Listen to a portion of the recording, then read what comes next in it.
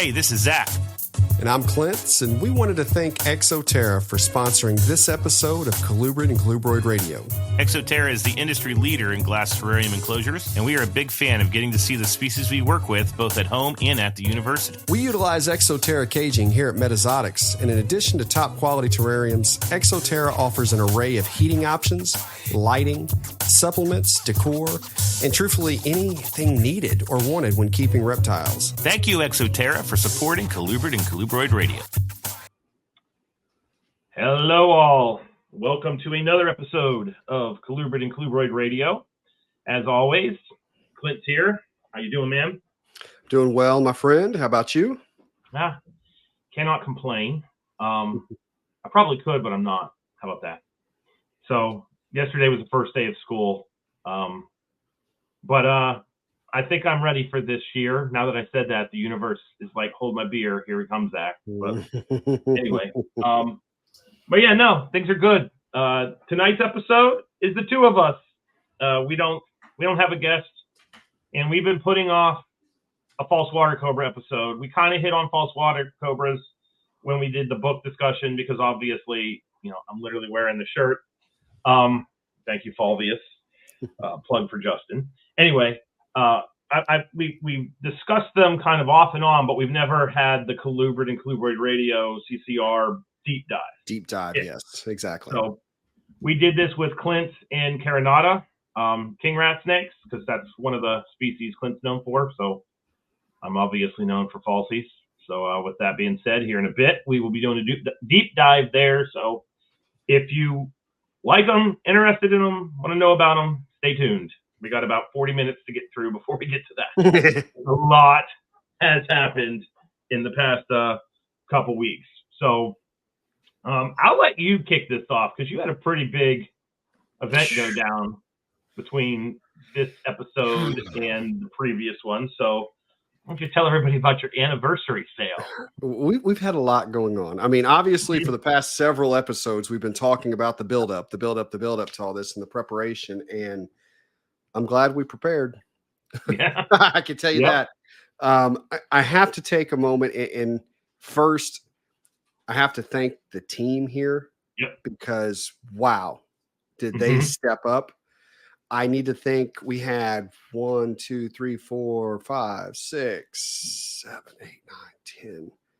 I think 10 or 11 volunteers that were here throughout most of the day because there's no way that our staff could handle, the event alone. I want to thank so many of our listeners that I got messages. I mean, there were online purchases happening. The moment I had set it to where the online, like all the sales went live online at 9:45. Our doors opened at 10. And I did that so that I could make sure that gave me 15 minutes to fix things, right? Yep. If I didn't do something right. And by 9:46, order. And so we're like, oh, wow. So we're scrambling. I mean, that was one individual's primary role throughout the day was running online orders to ensure that if a snake sold, it got marked or pulled off of the table. Yeah. Because you don't want to sell it twice, and luckily we made sure that didn't happen. But again, a huge thank you to everyone involved. To put it in perspective, so we had our comp number, which is what we want to make sure we do at least what we did last year, on the anniversary. Well, then we have our budget, which is a certain percentage higher than comp. I was pretty confident we were going to take both of those. So then you have the stretch goal. And that's the goal that we would really have to push to achieve. And I told the team, hey, if we hit this number, then here's what each of you get. I wanted to make sure that I took care of them. Then I jokingly said, if we hit this number, this is what we'll do for everybody. So that first number that we were after, where everybody got taken care of, Zac, we hit it in 2 hours. Nice. And that was the number I was going to be thrilled with if we made the entire day. And then it wasn't but a few hours later, I'm flabbergasted that we're crossing that second threshold. And I mean, but I'll tell you what, I'm happy to pay up because I mean, they earned it. You know, they absolutely earned it. And just again, a big thank you to all of our listeners, as well as so many locals. I did a Facebook Live that morning where the line was starting to go past the building. It eventually wrapped around the building next door before we actually opened. And I mean, here we are, a reptile specialty store, and you know, small town Indiana, and I'm just, it's amazing. It's absolutely amazing. Now we're trying to recuperate. So it's, you know, I come in the next day to put everything up as far as the animals, and we still, it took us 3 or 4 days just to try to put the store back together, replenish all the inventory. And that was, so the anniversary was that Saturday. The very next Saturday I had a show 3 hours away. So there's really not a whole lot of, you know, rest time. And so now I've got 2 weeks before another show. So I'm trying to put all attention into getting things back where we need to. We have cages we have to build to, you know, have ready for our customers and things like that. But yes, absolutely amazing. I think it was the total was 101 animals went home that day. Nice. 101 animals in a single day. So we have that, something that I haven't told you about yet, but I know that he listens, and I know he's going to smile knowing that I did share this. So with a heavy heart, I have to share that next week will be Drew's last week with us and in the nursery. Yes. But so Drew has started college at our local university. That is it's about a 45, almost hour drive from there to here. And he has decided to live on campus. So it's a bit of a haul back and forth. And he's going to be leaving, but he's going to be leaving because he's going to be taking care of the herpetology department at our local university. Well, there you go. You can't ask for anything better than that. And I'm friends. That's where my roots were. Bingo. And so I'm happy for him. And I'm friends with the professor that runs the biology department and teaches herpetology out there. So that's who he's going to be working for. And just really, really happy for him. And I'm glad to know that, you know, he got his roots, you know, here. And what he's learned, he's getting to take to another facility now. So that's exciting. Well, congratulations, Drew. You got it. We are currently beginning training his replacement. And his replacement is a friend of his. So Ox, when you hear this, we're talking about you, my friend. That's right. Our new nursery guy. We have 2 Landons. And so we're shortening his last name because we can't do that. And so instead of Landon, he is now known as Ox in our store. Nothing sounds dangerous about having an ox in the nursery. That's right. I like him. He's a good guy. So yeah, we've got that change going on. But cool. It's been a wild ride, man. There's no doubt about it. Well, I'm glad you made it through the anniversary. And I, like many of our listeners, I told you this already. I was like sitting here in northern West Virginia with bated breath, checking my Facebook feed to see those live updates, because I was just thinking the entire time, wondering how he's doing. And I can read your body language, and I could tell you were tired but ecstatic. With the vibe you were putting off. It was towards once you got about 3/4 of the way through it, I was afraid to sit down.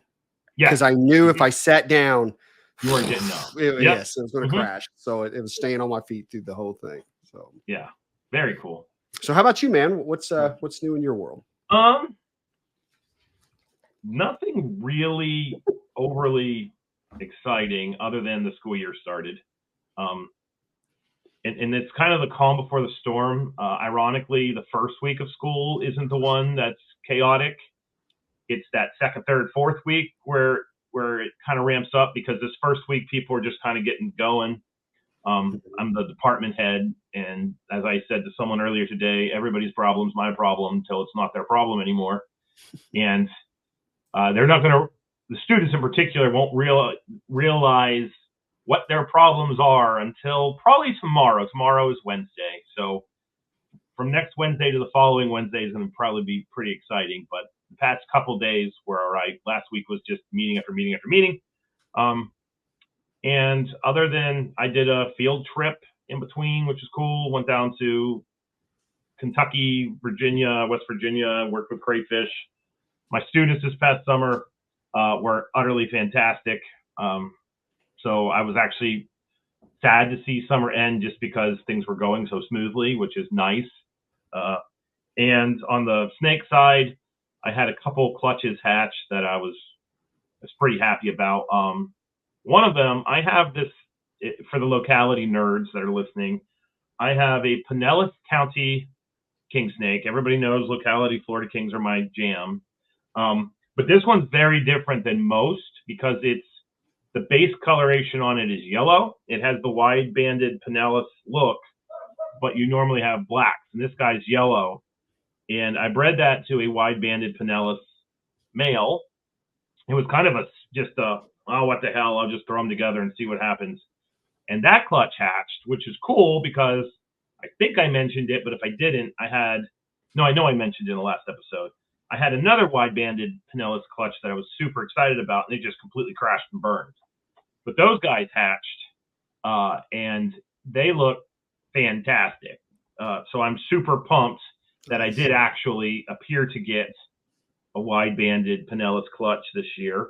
I'm going to be sending pics to a lot of people just to confirm what I think is going on there. So that was that. And then I had, I don't know, I've hatched literally hundreds of false water cobras to date, but I hatched out 5 last small clutch here at the house. But it was very special because I've just recently got into the snake breeding thing. This is the first clutch of snakes, though, where they hatched out of eggs and I raised them to adulthood, then bred them. And now, so nice. I'm on my, I guess the F2 generation or something to that effect.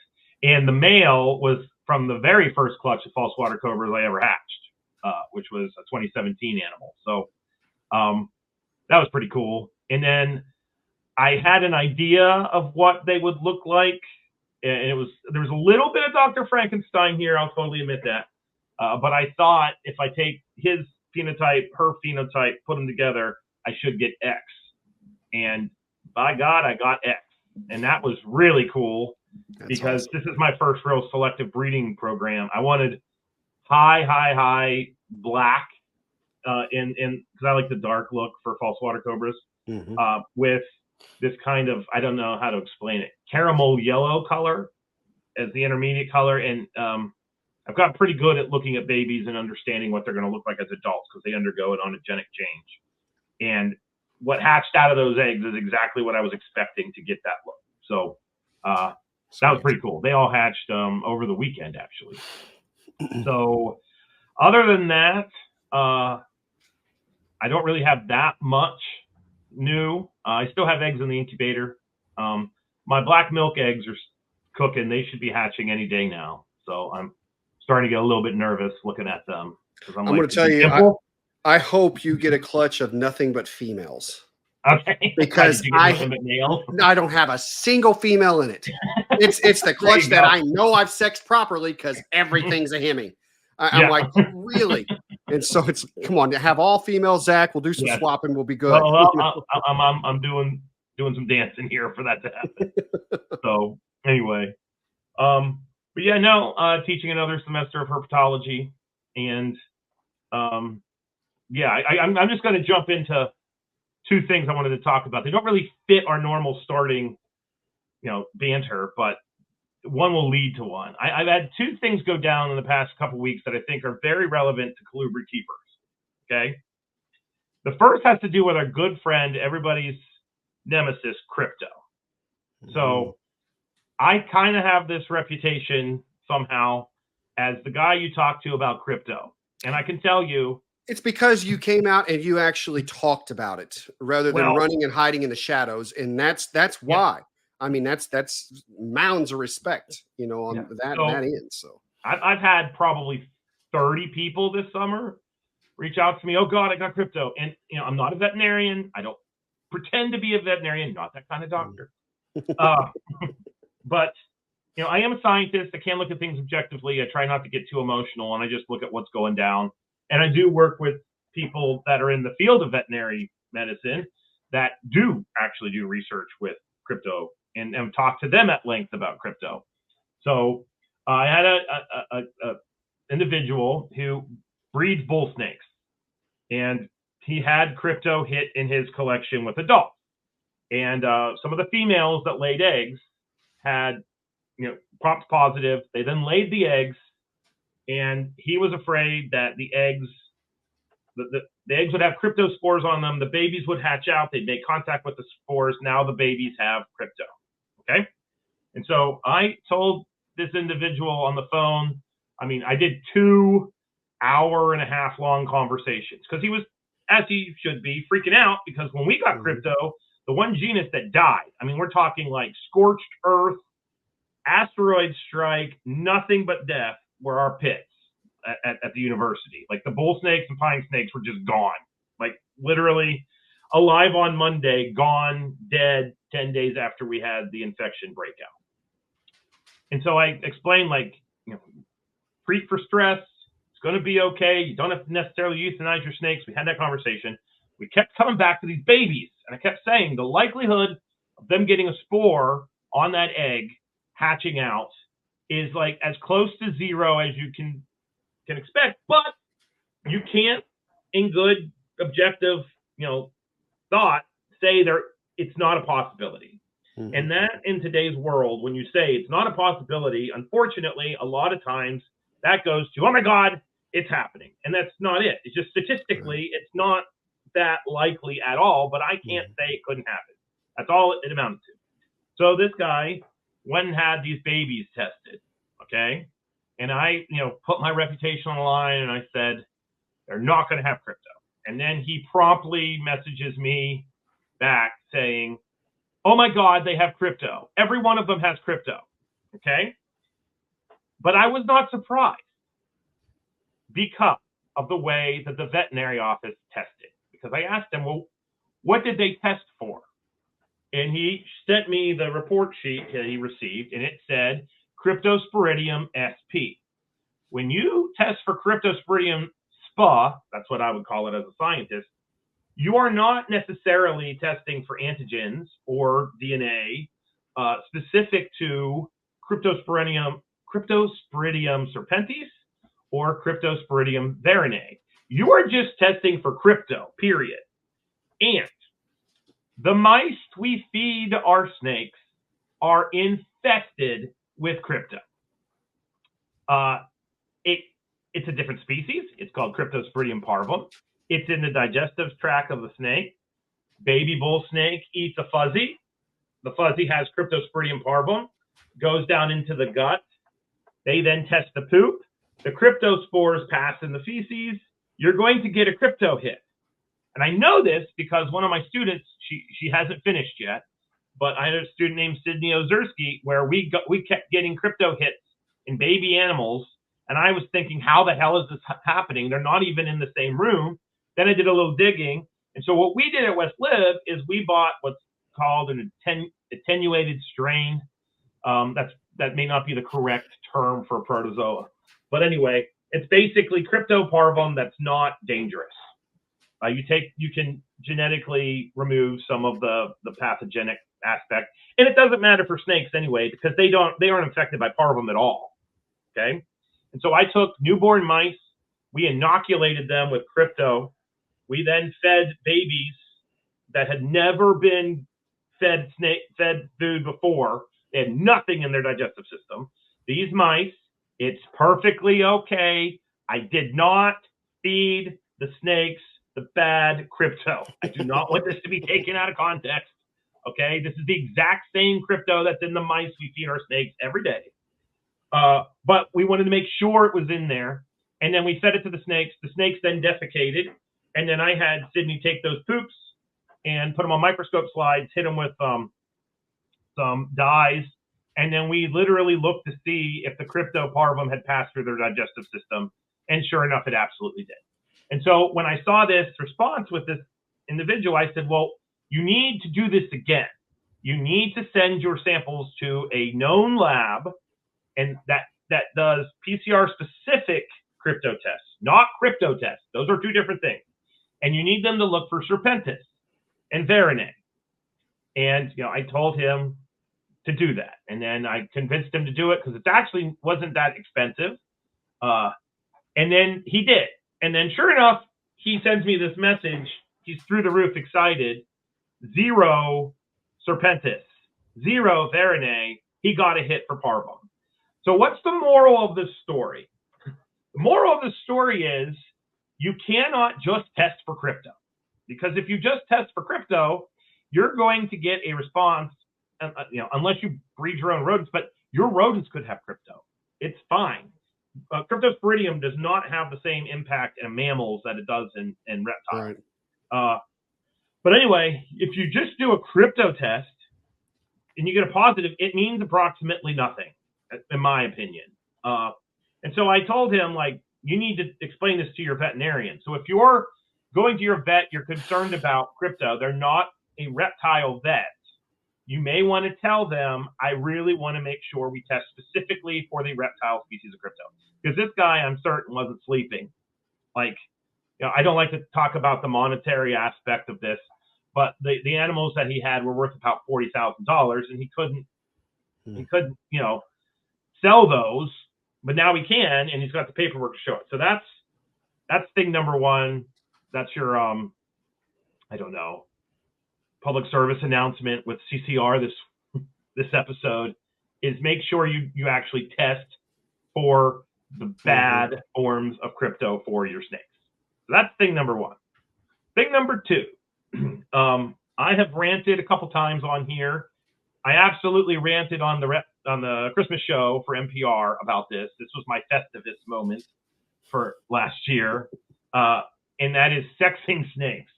I have said out loud that I don't think you should sell snakes if you don't know how to sex snakes. I have purchased, I don't know how many female king snakes that ultimately end up being male. I'm talking, it's over, like, it's close, it's pushing 20 that I bought as females when I was building up this collection here, the university collection, and then I probe them, and sure enough, they go deep, and we now have a male snake. Most of the time that happened, the snakes that I had purchased had impacted glands, so when you shove the probe down, it only goes 3 or 4 scales deep.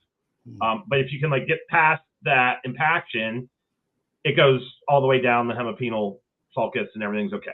So I moved on some OBX kings, Outer Banks kings, to an individual, and he wanted a pair, and then I went and sexed the snakes and said, hey, I don't have a pair. I only have females left. And I thought it was a little odd that we had 6 females, but I didn't question it. And so, the guy was like, yeah, sure, I'll take them. I don't really care. I don't want 2 males. I don't mind if I get 2 females or a pair. So that was in like early July. So it's last week. I'm sitting in my office and I get a message. And the guy was like, I usually work with ball pythons, so I might be doing something wrong. My friend came over. We probed these. These are both male. And I was like, what the hell? So I wasn't in my office at work. I was here. So I was like, I'll look at all the animals at school, and we'll go from there. So I go to school, and these OBX kings that I had sexed as females start popping as males.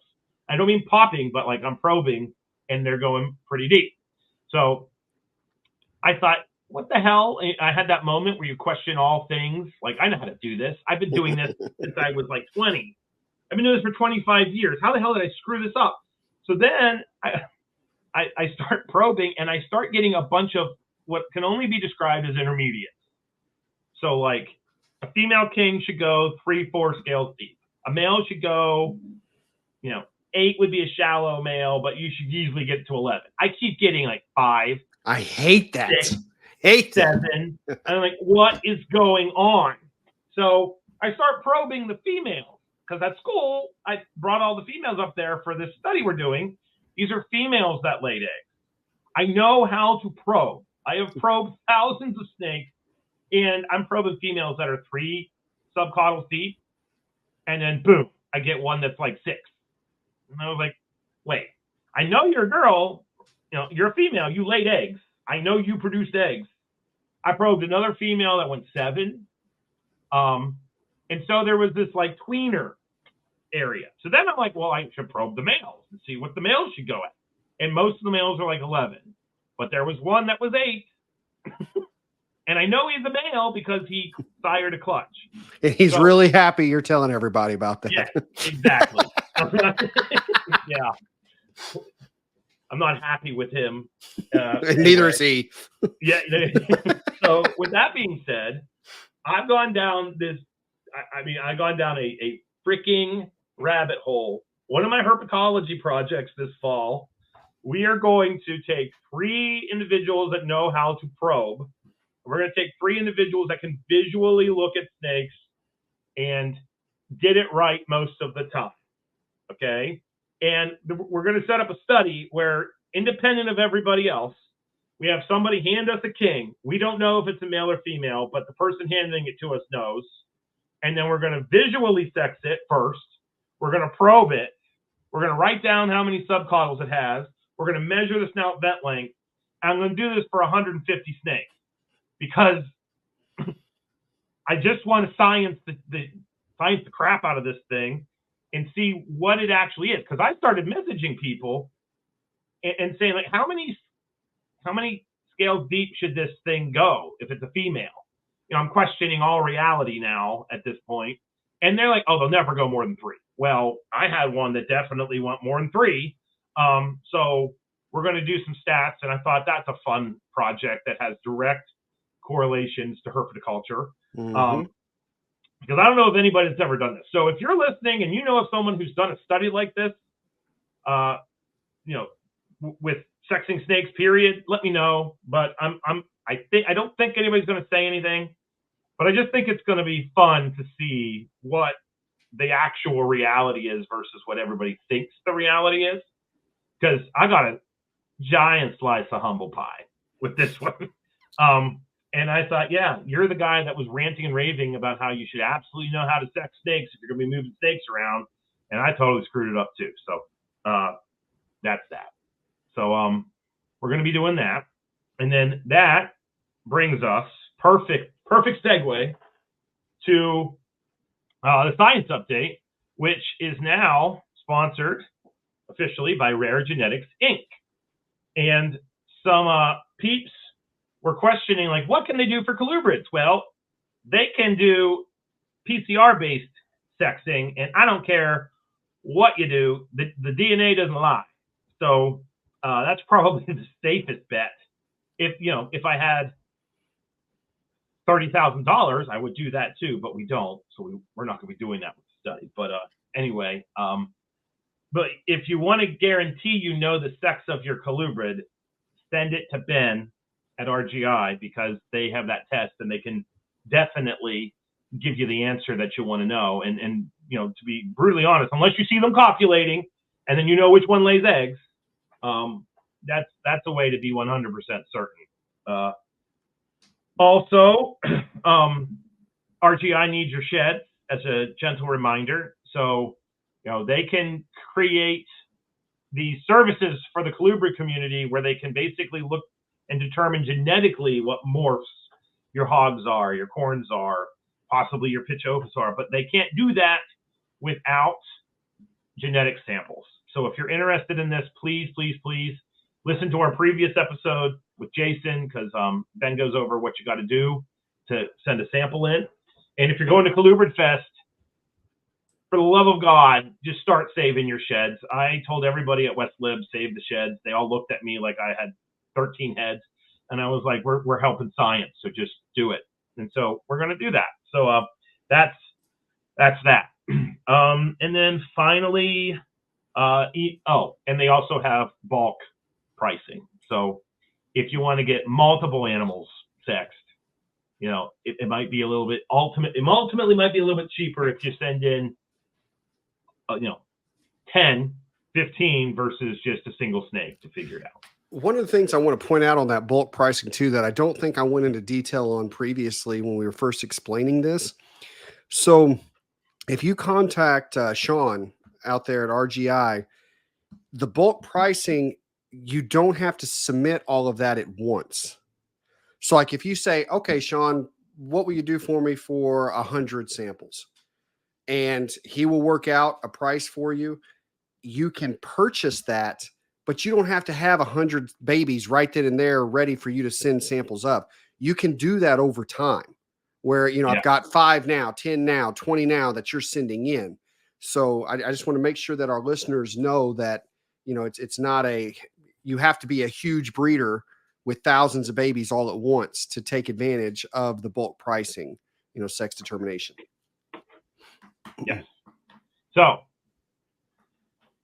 anything with sex and colubrids right now, your probes aren't working, your thumb's not popping, think about RGI because you can totally, you know, get the lowdown scientifically with what sex your colubrid is. Now, as far as the science update's concerned, quite literally hours before we recorded this, it was released that the Memphis Zoo just produced the first artificially inseminated snake. I cannot tell you from a conservation perspective how huge this development is, because if you can do this, you know, artificial reproduction assistance, basically, it's something similar to in vitro. It might even be in vitro. They haven't released exactly how they did this, but the fact that you can take semen from a male that has really important genetics, freeze it, and then have that male fertilize an egg 200 years from now, I can't tell you in the world of conservation biology how critically important that is, because as animal populations start to withdraw and get to a certain point, you can get these genetic bottlenecks. We get genetic bottlenecks in herpetoculture literally all the time. We just don't refer to them as that. That's what, when you have inbreeding going on, it's because there's a genetic bottleneck because there's nothing else really coming into the system. So the fact that now, you know, a male who may not have parented any animals, or sorry, any offspring, but yet we know it's importance genetically, we can get that material and preserve it beforehand. That's a really big deal. And I'm certain while they did this with Louisiana pine snakes, and while indigo snakes get all the credit for being super rare, they're threatened. Louisiana pine snakes, they're in danger. They are incredibly rare. Not that indigos aren't, but if you compare a Louisiana pine to an indigo, there's really no comparison as far as the degree of imperilment. So the fact they did this with that species too is a pretty big deal. So we'll be talking about this. I'm certain there will be a paper being published in the next year. There's no way you do that and the only publication you get is a Facebook post. Those scientists are doing backflips at the Memphis Zoo right now. It's Facebook official. So. Yeah, it is Facebook official. They got to that point. You know, they can put that on their CVs now. That's right. Anyway, but what I want to talk about is a paper that came out last week or the week before. It came out right around the time that we recorded with Jason. So I'm going to try to do the sharing of the screen here. So give me a second. If this will work. All right, we're working. There we go. All right. And so this paper is open access. So a lot of our discussions in CCR have been around what is a species. We talk about rat snake taxonomy. We talk about milk snake taxonomy. We talk about this. Some people hate it. Some people love it. So back in February, March, the paper came out. We covered it with our science update, saying that there's a new species of anaconda. It's the largest new species of vertebrate described. And a lot of people read that paper, and I believe I said something to the effect of verdicts out. And if they had a systematics background, which is they do taxonomy, they read the paper and they didn't necessarily, like, I think my stance was something to the effect of, I'm not saying this isn't legit. I'm just saying we need a little bit more time to let it settle in. So it settled in, and there were an awful lot of snake taxonomists that were not pleased with that paper. When you title a paper, How Not to Describe a Species, Lessons from a Tangle of Anacondas. That's about the closest thing in my world to walking up to someone and just punching them right in the face. This is high Those drama. snarky scientists. Snarky. I believe I read that title and was like, God damn. Like, that was my response. So this paper has, I can't count this quickly. I think it has over 10 authors on it. And basically what they did is they said no. And they provided a counter argument to there not being a new species of anaconda.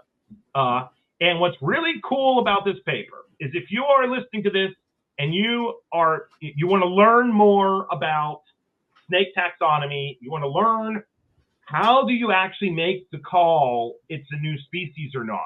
How do you make the call to put a new name out there? What makes you get rid of an old name?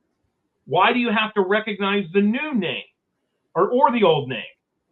Read this paper if you've had any of those kind of questions. I sent it to all my grad students. I sent it to my crayfish grad students because this is basically a lesson in modern day taxonomy. So you will learn what you've got to do genetically. You've got to learn what you have to do meristically, which is measuring things for you to have the evidence. You're going to learn about how they go to the type. So if you scroll through this, let me scroll over here. Sorry if this is making you sick and you're watching on YouTube. Obviously, if you're listening in your car, you might want to go to YouTube because you can see this. They actually went so far, there you go, to get pictures of the preserved anacondas. And they have drawings here. And then these are I think that these are the types or animals that were used in the description. And then they're quite literally showing the dot pattern on the painting versus the actual specimen. Like, you have to really, really want to prove a point to do this level of analysis and precision. So in the end, I read them both. I read the paper saying we've got a new species of anaconda. I read the paper saying we don't have a new species of anaconda. And I have to say, I am more accepting of splitting than most people, but after reading this paper, I do not think we have a new species of anaconda. Wow. This was also a bit of a passion project. So in herpetology, there's this push right now to just kind of stop with the rampant splitting. And that was another element to this paper. So if you're one of those people that with the rat snakes get up and like shake your fist, you want to read this paper because it speaks to your crowd. I either am in the middle or lean a little bit towards splitting, but the evidence they provided is kind of it's undeniable. Another thing that I really thought was funny about this paper, if you go to the end, in modern day, like with publishing now, everything you can learn about everybody. And I just want you to look at the funding, and it says none. That is essentially we did this out of pure anger and hate. We didn't get paid a cent to do this, but we did it anyway. So this was just a F them guys. So basically, that's this paper. So I'm not going to go over the actual science; it would take forever. But just know that manuscript exists. It's open access. Everybody with access to the internet can get it. But it was a really, really good read. I sent it to. There's one line in there. We'll just talk briefly about this. This is uber nerdy, but for the people that understand molecular phylogenetics and the DNA, there's this push right now to use nuclear DNA and basically the whole genome. You know, don't look at 5 or 6 genes, look at 600 or 700. And there's methods known as RAD-seq that enable us to do that. And there's this little bit of debate right now. Can we use the old or should we use the new? And they have a sentence in there that says using mitochondrial, I'm paraphrasing, but it essentially says if you only use CO1 mitochondrial DNA to do a taxonomic revision in this day and age, that should possibly be viewed as scientific malpractice, which in my world, that's like drawing lines in the sand and saying, go ahead and cross it.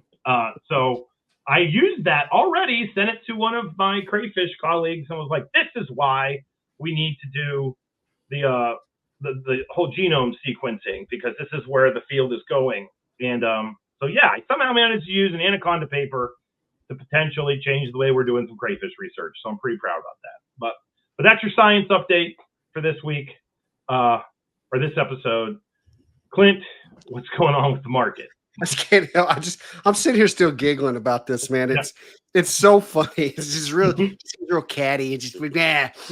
Yeah. Like I'm thinking of the corporate world. Like, when I'd get ticked off at somebody, I'd copy their superior, on an email, and like, I've asked for this 3 times, or whatever. Yeah. Just put them. That was me putting them on blast, and for them, they're like, "We're going to publish this." Yeah, we're going to publish this, and the whole world's going to see it. Just their audience is anybody with the internet. That's hilarious. Pretty freaking savage. So, okay. So let's go into the market update. First off, as always, the market update is brought to you by Show Me Reptile Show. And let's see, they've got some shows coming up on September 8th, actually September 7th and 8th. I believe they're in Murfreesboro, Tennessee. On September 8th, they're also in St. Louis. Saturday, September 14th, they are in Tulsa. September 15th, Davenport, Iowa, and Springfield, Massachusetts. September 21st in Atlanta, Georgia, Derry, New Hampshire, New England, and Springfield, Missouri. At Springfield, Missouri, I really want to do that show. I need to figure that out sometime. Atlanta, Georgia, September 22nd, Columbia, Missouri on the 22nd. Let's see, Durham, North Carolina, and St. Louis. Friday, September 27th, Colubrid Fest in Indianapolis. That's the 27th, 28th, and 29th. If for some reason you're not at Colubrid Fest, where all the cool people are going to be, and you find yourself in Odessa, Texas, they are having a show there on Saturday, the 28th and 29th. And that will cover your September shows for Show Me Reptiles, and also check out the Show Me Marketplace, up and coming platform there, doing good things. No drama, no BS, good stuff. Also, before I go into the rest of the market update, something really neat that we worked out, because obviously Zac and I, we want to continue to try to do good things for our listeners in any way that we can. So we reached out to Redline Shipping, talked to Robin Marklin, the owner of Redline. Redline's who we utilize, all the time. They take really good care of us. And we worked out a coupon code for our listeners. And I want to explain this coupon because Rob and I had a long back and forth on it and made complete sense. So there are a lot of 40% off retail rate coupons for Redline out there, which, that's good, nice, substantial savings. Each account can only use a 40% off coupon twice, which means it doesn't matter where the coupon is from, whether it's a Morph Market 40% or Robin 40 or this or that. You can only use 2 40% off coupons. So once your account has used those, you can never use a 40% off again. And those are the most common coupons out there. And so Robin asked me if we wanted to utilize that. But he explained many of your listeners may have already used these and it'd be no benefit to them. So what he did have an idea for was a $5 off coupon. And that means whatever rate you're currently getting through Redline, you'd get $5 off of that shipment. And the reason we decided to go in that direction was because we felt that there really aren't coupons out there like this. Yeah. So this should, at least all of our listeners would get to utilize these coupons, twice and save themselves a little bit of money on shipping. So if you're listening and you're using Redline as your shipping service, which I hope that you are, use coupon code CCRadio5. CCRadio5 with Redline and save yourself $5. So just a little bit from us to you, and a thank you to Redline for assisting us and making that happen. So let's go ahead and move to the market update, and let's see how quickly I can pull this up. There we go. Okay, so try to put some slides together for everybody here. We did see some nice growth. You know, as we expected, we're going to continue to see a lot of animals hit the internet. And what we've got is a total market change of 6.5%, an increase of over 3,000 animals, or 3,000 snakes listed on Morph Market. Ball pythons are up 3.8% with an additional almost 1,300 listed. The all other pythons up 11.3% with 249 listed. Boas are up 6.5% with an additional 338 listed. Colubrids up 21% with 1,155 more listed than just 2 weeks ago when we recorded. So big jump there. As far as the species breakdown, we've got ball pythons down to 71%. And that's with, we've got boas. Let's see where you're looking at. Looks like those numbers are a little different over there. Boas, I believe, are, well, here we go. Other pythons at 5%, boas at 13%, and colubrids at 11% overall, unless those are different. Those colors aren't matching or I'm not seeing them right. Regardless, over here, the breakdown in colubrids, hognose 34%, corn snakes are down to 30%. All others have edged their way even higher to 36% of the overall colubrid market, which again, not surprised. Tons of king snakes, milk snakes, since, you know, every rat snakes, everything else is lumped into that. So we'll continue to see that, that jump up there. So good stuff there. Let's move on. We can continue to see the trend. We've got a nice ramp going on here. This is the ball pythons and total snakes listed on Morph Market. We are from January 18th, we were up to a total of about 60,000. We dipped down into late June as low as, what's that? Looks like, let's call it right around 44,000. And now we've bumped back up to about 50,000 listed, you know, total snakes listed right now. So we're seeing that movement. And then finally, colubrids. Whenever I said, you know, colubrids are definitely the ones jumping up, you can see that that graph moves a whole lot faster, you know, over here than what it did on the last one. And, you know, for those who are listening and not watching, we were somewhere around, let's say 63,000 in early February as far as total number of colubrids. We got down to about 4,500, and we are now pushing somewhere around, I'd say 6,700 that are listed, you know, on Morph Market at the moment. So continues to move, continues to grow. Now, while that's showing the number of animals that are listed, I can say personally, I am seeing a lot of online activity. Now, given I had, you know, again, what we referred to previously as a micro event here with the anniversary sale, which obviously is going to affect me in ways that isn't going to affect, you know, others. But even here's the surprising thing, guys. When I can't stress to you enough, get your animals, get a picture taken, get them posted, because after having that anniversary event, that was enormous. I mean, quite frankly, it was 3 weeks worth of business in a single day. To have that event, my natural expectation was going to be that the following week was going to be soft. That I wasn't surprised if the week before was a little light, which it wasn't, but it wasn't, you know, slammed.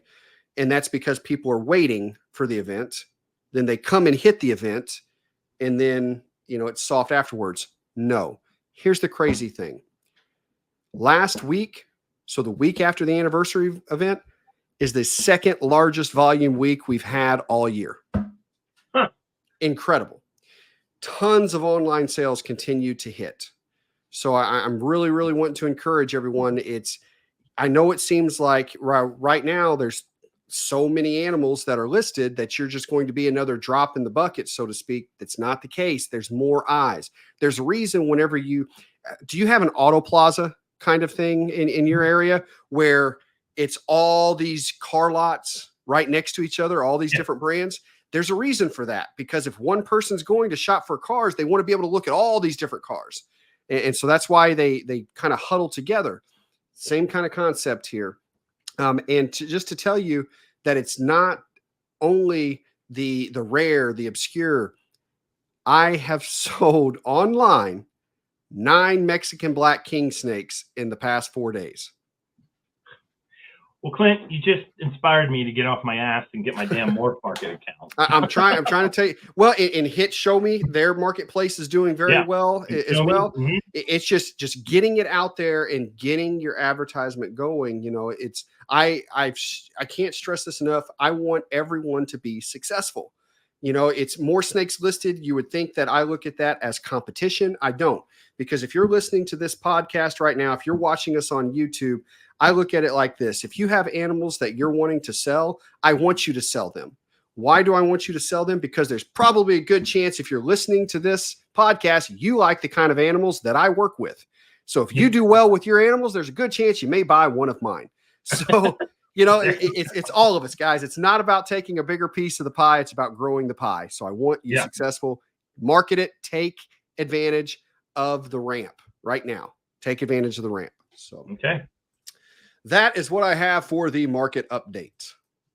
All righty. Time for us to move on to the meat of the show. Yeah. Well, not quite. Oh, okay. All right. I apologize. I jumped the gun. We need to do a couple updates for a little barbecue. Fair enough. Mm-hmm. I feel like there should be a shirt that says, "Come to our barbecue." I attended the first CCR, or the first Colubrid Fest barbecue. That's something like that. Yeah. Anyway, yeah. So listeners that are going, I know that we slammed you with a lot of stuff. Donovan has been creating the most badass signs ever, and those will be prints, I believe, if I'm not mistaken. I'm definitely buying that Speckled King one. That is going in my office. Mm-hmm. Because my Speckled Kings live there. So there you go.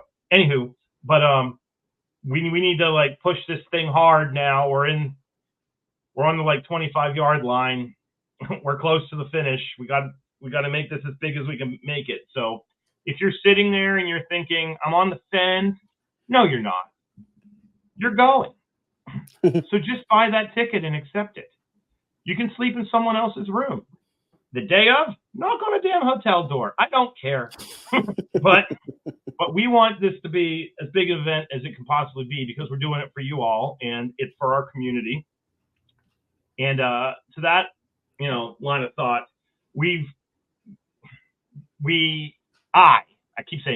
I am going to be making a nice, pretty Word document, turn it into a PDF and a JPEG and putting it up on the page by the end of this week. This is the week before this drops, so you should probably have already had it, with a detailed list of the speakers. We've been releasing the speakers for the panel sessions. I am so geeked about this. Every time I put up one of the panel speakers, the posts that I've been putting up, I just think about what it's going to be like at the end of that day. That room's going to be buzzing. Then we have our auction. We're going to talk about the auction here in a minute. Just the mere fact that I get to hang with all you people. I don't like people. That's the thing. And this is, my wife was like, you're actually kind of giddy to go spend time with people. Like, yeah, you're right. It's very rare that I get to spend time with my people. So no, please, and bring a friend. Let's make this as big as it can be. If you are a potential vendor, why don't you commit to that table? I know some of you are out there. I know you're coming. A lot of people are trying to decide whether they're going to come or not because they look at the vendor list. The sooner we get that vendor list as big as it can possibly be, the better it's going to be for everybody. So please do that. And then I want to speak a little bit to the auction. So we have an auction. It's taken me a little while to get to the point where I can divulge some, not all. I know that this probably drives Clint crazy. It's the one time I get to pull Clint into my world of academia, where we consider doing a really good job if we get something done in a year and a half. Yeah. So, which is not like it's a yes or a no. Yes.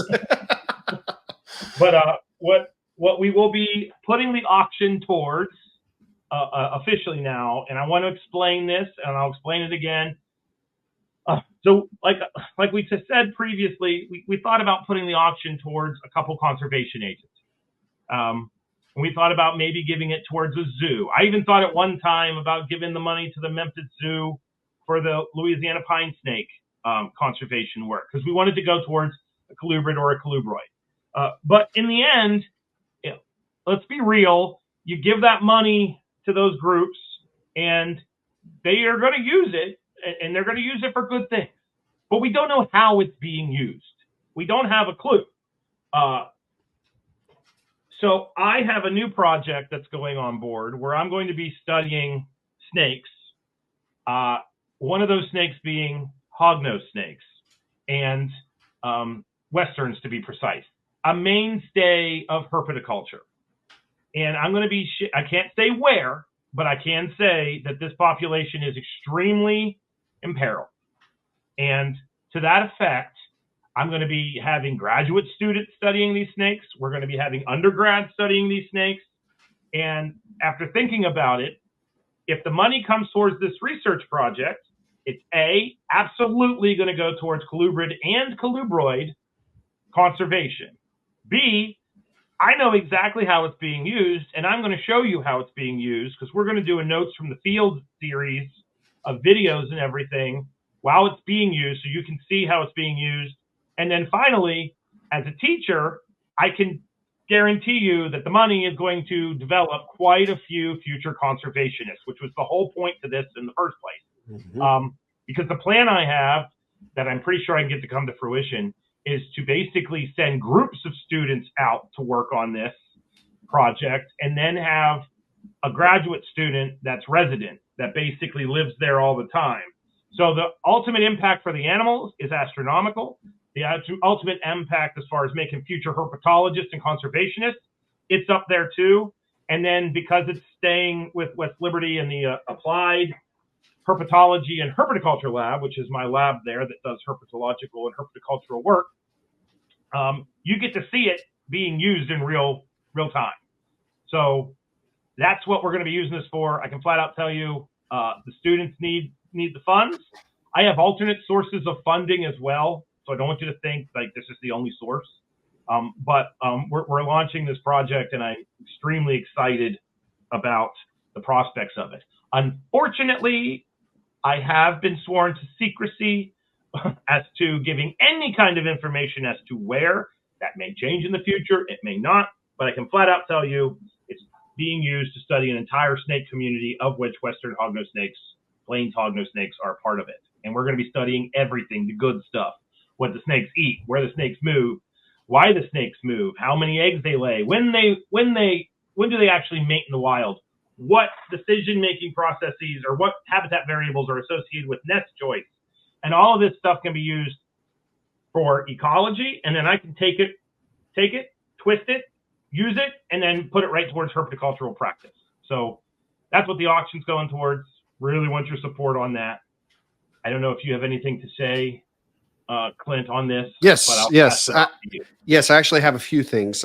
So one, when Zach and I talked about this, what I really liked and what was the big selling point for me was, I think it's going to be really neat for, all those that donate, all those that are participate, or just those who are listening or watching, getting to follow the money afterwards, getting to actually hear step by step what this is doing and what it's done. And that's neat. I mean, how often do you get to do that? So that's going to be a really cool journey for all of us to get to kind of walk on and participate in our own way, So I think that's going to be wonderful. On the topic of the auction, I think we're probably close enough to Colubrid Fest now that I need to start putting this out there. If you are coming to Colubrid Fest, if you have items you would like to donate to the auction, whether that is, whether that are animals or any, other type of piece, whether it's some type of memorabilia or just, we've most of us have been to some type of auction for the reptile community at some point. We know the kind of things that, are donated. Please bring it. Bring it. We'll have an area where you can hand it in. We'll check it in, that type of thing. So please start thinking of that now, because obviously the auction is only going to be successful if we have nice items to auction off, right? And it's obviously Metazotics. We're going to step in and we're going to bring some things, that we want to put out there for everyone. There's all of us will be pitching in, but please, we would love the community to do it. If you are not going to be able to attend Colubrid Fest, and I'll do my best to forgive you for that. If you are not able to attend, but you would like to donate something to the auction, you can ship it to Metazotics, and I will ensure that it gets taken up and placed in the auction with, I want, your name, your company, anything like that, anything that I need to be able to identify where this came from and give credit where it's due. Our address is 520 West Lincoln, Chandler, Indiana, 47610. Of course, if you don't remember that, you can obviously pull us up online. It's listed right there on our contact information on our website. You can send me an email. Anything that is not alive, you can ship straight there. If you do have live animals that you want to donate to the auction, I am willing to be the runner for that too. But I need you to contact me, because we're going to coordinate that to where all of them come in really on the same day. So I don't have a bunch of animals I have to take care of for any period of time, that I can just bring up there, and make sure they're hydrated and ready for the auction. But again, we're looking for as many donations towards that auction as possible, so that it's a big night, big win, and, another step forward for the Colubrid community. So looking forward to your help, everyone. Yep. I have a couple things that I'm definitely going to be putting towards it as well. Yeah, so, absolutely. Okay. Now I think we are done. Yes. Yes. That was our longest intro ever. We are at 1 hour, 1 minute. we like to talk, Zach. Yeah. All right, buddy. Well, let's jump in there. Like Zach said, false water cobras, they get mentioned every episode. We know that. And it's the man wrote the book on falsies. We talked about the book. We talked about the process. We talk about false waters, them hatching, how many you have, what they look like, but we haven't done the deep dive and really explain to the listeners how to take care of them, what that looks like. So, Zach and I, we've kept this for a little while, because we knew that if we run into, hey, the guest we really want can't make it this day, or whatever, we can always jump into this. And we knew that sooner or later we had to, and this seemed like a perfect time for it. So with that being said, okay, Zach, there's a lot of questions I'm not going to ask that we usually build up, because they've been asked in the past. How you got your first one? What got you into them? We know. Yeah. So instead, I want to jump into the meat of it. So let's talk about how you keep them. All right. Sure. How do you house them? What's the husbandry look like? Let's talk about enclosures. Okay. I'm going to start with, so if you get a neonate, a baby, you're in for a trip, because you have a little animal in a deli cup that when it hatches out of an egg can eat a fuzzy mouse. And I have actually had one individual that hatched out so large, its first meal was a small adult mouse. So it skipped all that, peach fuzz and went straight for a literal adult freaking mouse. So what I like to think of, and this probably is one of the reasons why I like them so much, is over the course of the snake's life, it's kind of like you're taking care of 3 different snakes because of the size and the attitude, really, because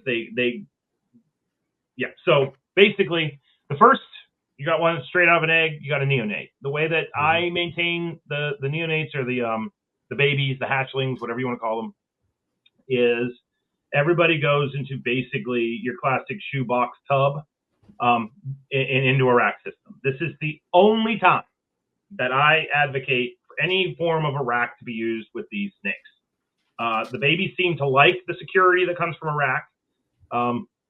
They have a tendency to do perfectly fine in that environment.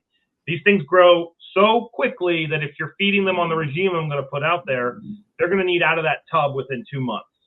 And then they're never in a tub again, if we could help it. So that's kind of the way that it works. As far as the tub is concerned, what I put in there is I've tried every substrate known to man. I've tried paper. Do not do that. You are in for a wonderful form of crap gravy that's going to be everywhere. They need water, so they crap everywhere. They splash their water everywhere. It is disgusting. Do not do that to yourself. If you use pine or aspen, that bedding is just a little bit too thin in circumference, and it will get wet. They crap where the water is, and so then that turns into a disgusting mess. And you'll clean the tub, and they're the classic example, kind of like what the dry marking people talk about. I just cleaned your tub. It's 20 minutes later, and it smells disgusting. So what I do is I use either cypress from Lowe's as their primary substrate, or I will take cypress, and I use 2 parts cypress, 1 part pine. I know people don't like pine. I've had no issues with pine. And especially when you dilute it down with the cypress. There's that. And that substrate seems to be enough where they spill their water bowl, the big kind of cypress chunks absorb the water, which helps to keep that funk down. And the feces has a tendency to not get just spread out everywhere. I don't understand why. I'm not going to get into the hydrodynamics of crap on cypress bedding, but something goes down. That's my preferred strategy. And then with baby false water cobras, I wait until they shed. That takes about 8 days, 10 days. And then I give them 1 more week, because the only time that I've found them to be really finicky eaters, ironically, is that first meal. And most of the time, if somebody's finicky for the first meal, they're going to be finicky for a little while. So I want them hungry. I want them to the point where I open the tub and their little heads are looking, and they're hooding, and their little, balls of piss and vinegar. Which brings me to another thing we have to talk about with housing, because I'm going to do this with each of these different size groups. Baby false water cobras are psychotic. This is the time where you are going to get bit. And a lot of people are like, oh, it's a cute little baby. And then they go for their Instagram picture and put it up by their face. A false water cobra will attach itself to your ear. This has happened to me, and I wasn't doing a selfie. I was moving the snake like this, and it literally grabbed onto my ear. So where they live in South America, they are food for everything when they are that size. So they have to be hyper defensive. It's not that they're aggressive. It's that they're hyper defensive. So they're in that setup for like the first, month and a half, 2 months. They grow real fast. So if you're doing things right, and we'll talk about feeding here in a minute, you'll have a snake, if it's an average size false water cobra, it'll be up to 1 foot in length by 2 to 3 months. And then they get out of that tub, and that's when I move them into some kind of PVC enclosure. And before we go farther, what temperatures do you have your neonates on? Okay, that's a great question. With false water cobras, the nighttime temperature, I've said this on a million podcasts. I'm very happy to be saying it on ours now. Nighttime temperature, in my opinion, is every bit as important as the daytime temperature. So I hold them with an ambient of about 78 to 81 degrees. I try to make an area in that tub where they can get into the mid 80s during the day. I do put these things on herp stats where I can ramp and turn the temperatures up and down. You know what I mean? But the nighttime temp, and this goes for any size. This goes for a baby, a juvenile, and adult. I'm going to say it again, just make sure y'all hear it. If they are held at a nighttime temp that is below 68 degrees, so they get to like 65 degrees, and if they're held at that temperature for about a week, that is one of the main things that makes them stop eating. And if you look at the climatic data for where they live, they have a huge range in South America. They literally go from Venezuela all the way down to where Argentina, Paraguay, and come together. So big chunk of real estate. But within that range, once it gets to like 65 as a nighttime low, that is the indication of we're starting to get cool. And to them, it shuts them down. I mean, it shuts them down like that. And if you can get their nighttime temp back up, you can keep the daytime temp the same. But if you get the nighttime temp back up into like the 60s, low 70s, they will oftentimes start eating again. And I've told lots of people, let's check your temps. Sure enough, they're getting cold in their house at night, and that's what shuts them down. So the babies, that's especially important. I keep the babies as close to 75 to 80 degrees as I can. Ambient, correct? Yeah. Mm-hmm. Yeah, because it's for the ones that I typically am getting from you, I'm setting them up in the same rack systems and heat that I'll do like baby ball pythons. Yeah, where they'll, perfect. Yeah, they have a little bit of a range, not much. It's 6-quart tubs or maybe a little bigger. And I'd say roughly the ambient in there is going to be somewhere around 82 to 84, but then they've got the warm spot towards the back where they're able to move in that direction and get, into the high 80s, if they want it. And they seem to do pretty well, in there. Yeah. They're eating, they're moving, but not so much where they look irritated. Like they're too hot, constantly, cruising. Oh, they'll let you know if they're too hot. They get the students at school say they have the zoomies like a dog. Yeah. They want to get out, and they're just moving, doing laps around their tubs. They don't tolerate being hot well. They tolerate being cold well. They just stop moving. So you can. One of the reasons I love these animals is that they are a snake that you can absolutely learn to read. Like there are times where I'm in the snake room and I'm just doing what I do, and subconsciously my brain's picking up that snake's not moving that much, and I know, okay, something's up. Like, why aren't they moving around? And then sure enough, okay, it's in shed, something to that effect. So when they get above a foot, that's when they move to an enclosure that has has decent ventilation. So that's when I move them into aquariums. I've raised plenty in 20-gallon long aquariums with a heat lamp in a room that I keep at about 78 degrees. They're immediately next to me right now. Animal plastic enclosures that were 4 foot wide, 2 foot deep, and 15 inches tall. And I bought the dividers, which all that was a piece of PVC that you just kind of cram in the middle. So that would make it a 2x2 square, basically. I can put them in that, and they can be in there until they get to be about 3 feet.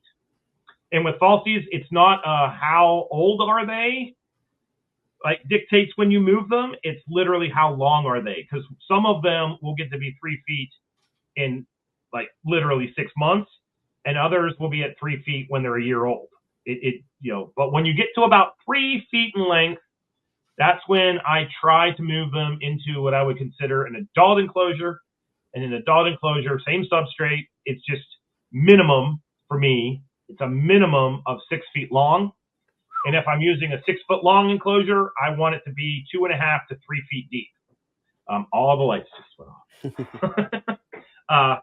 If you can get to 2 feet deep for an adult, but you're going to try to make that, I like that to be 8 feet long. So in my garage, which is where I keep my adults that are here at the house, I have 8x2x2 enclosures, and they have a divider that I can make 4x2s if I want. And then I have, at the end of those, there are 6x2x2s. And so the small adults are in the 6x2s, and then my big breeders are in those 8x2s. And to be brutally honest, 8x2 is probably a little bit too small in the end.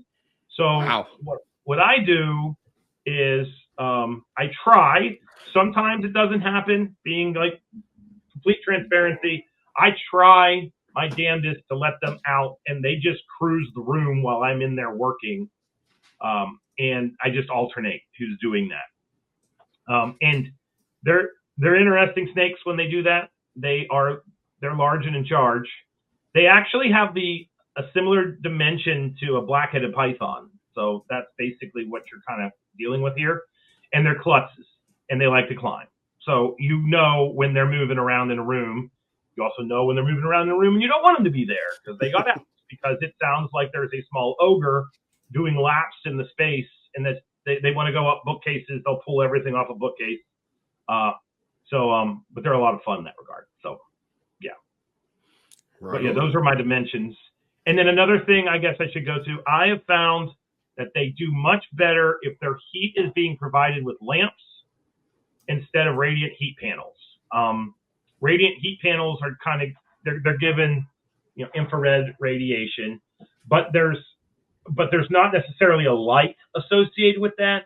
These snakes are extremely diurnal. I tried like hell to find published records of them moving around at night, and I couldn't. I talked to herpers all over Brazil.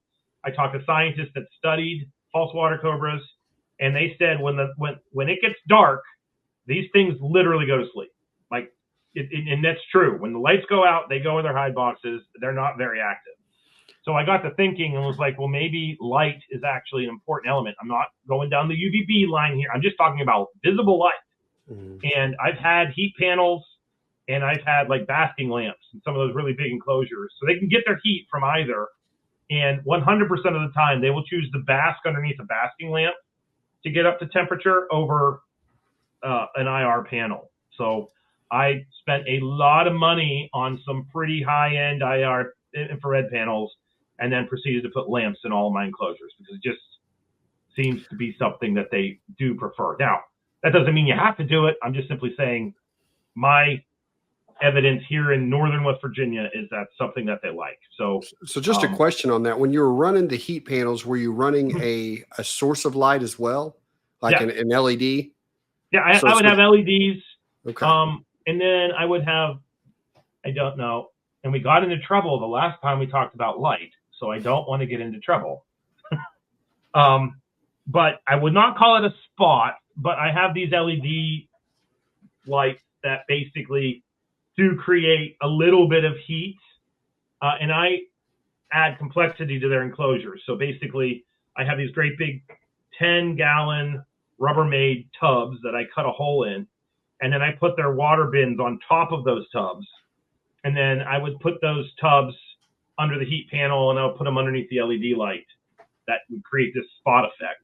And I found that the snakes, they would just be in the tub of water when it was under the IR panel, but when it was underneath that LED light, they would be in a real tight coil. And that's the behavior associated with that.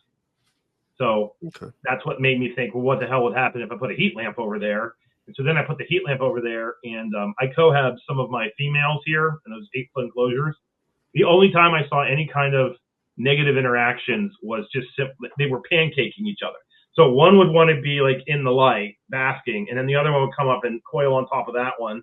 And then the one that was on the bottom would be like, no, and it would go on top of the other one. So there's actually a little bit of like competition to get to that kind of light. And I never, ever saw anything like that with the IR panels. I also tried the deep heat emitters, and they didn't get the same effect. I put a light bulb an LED next to the deep heat emitter, and suddenly we got this basking again. So there's definitely something going on with these snakes in visible light, which is really interesting to me. Okay, it is interesting, and obviously it's something. I mean, it's a road we continue to travel down. In our discussions is lighting. So, you talked about some of the furniture in the enclosure. With how you do the water and that tub. What about any plants? I mean, do you have it set up naturalistic? I mean, these are big snakes, so I'm like, what are you planting if you do? You can get away with naturalistic with the juveniles. I have that right now. We have live plants in our one walk-in enclosure at the university, which is a literal closet. Like it's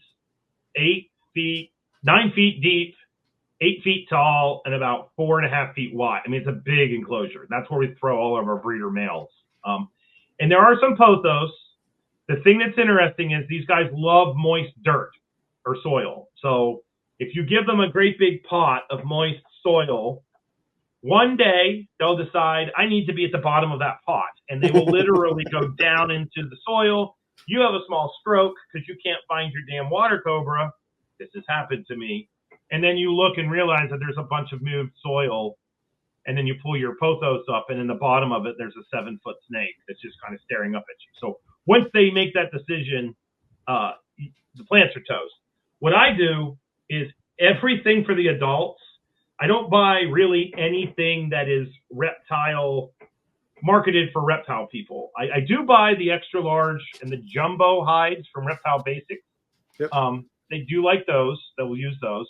But I found that just using a heavy-duty Rubbermaid tub, like a 10-gallon heavy-duty Rubbermaid tub, and cutting a hole in the bottom of it, they like that just as much. So I use those. I use bust bins or best bins that you would use to gather up dishes in a restaurant, industrial sized.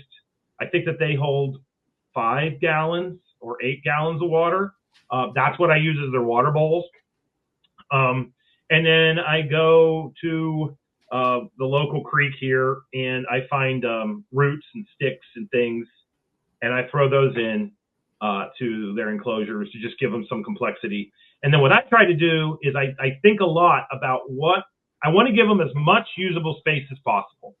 So one of the things I started doing, and they like it, is for those big water bins, I went to Lowe's and bought some paver stones and basically put those so they're tall, and I put the water bin on top of the paver stones, which then turns that into a hide.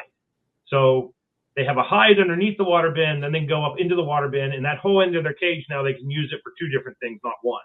So, and then at the other end, I have another water bowl because they will defecate in their water bowl if you give them one. We're going to talk about latrine behavior, which is really cool here in a minute.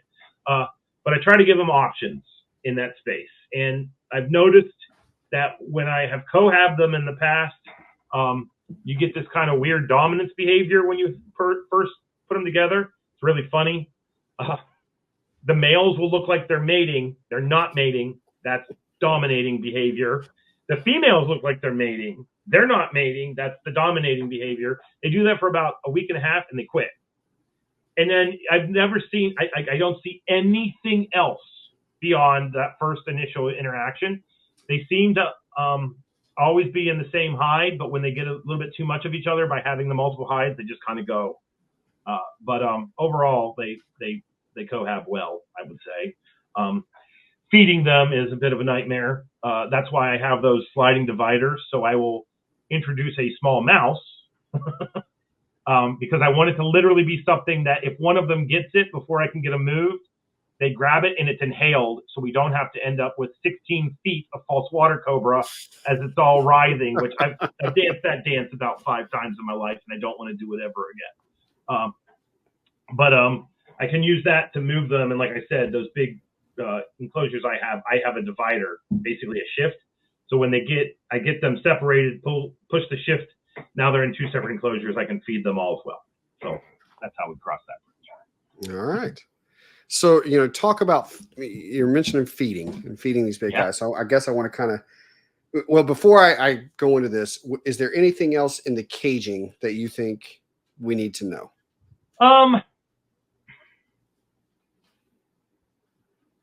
The only thing I would say is you can't go big enough.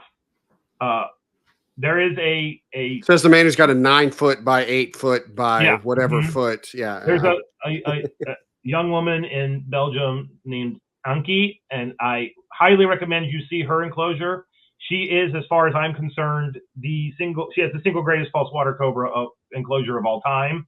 She took a bedroom in the top part of her home and essentially walled off 2/3 of it, and then gave, and it is a jungle in Belgium.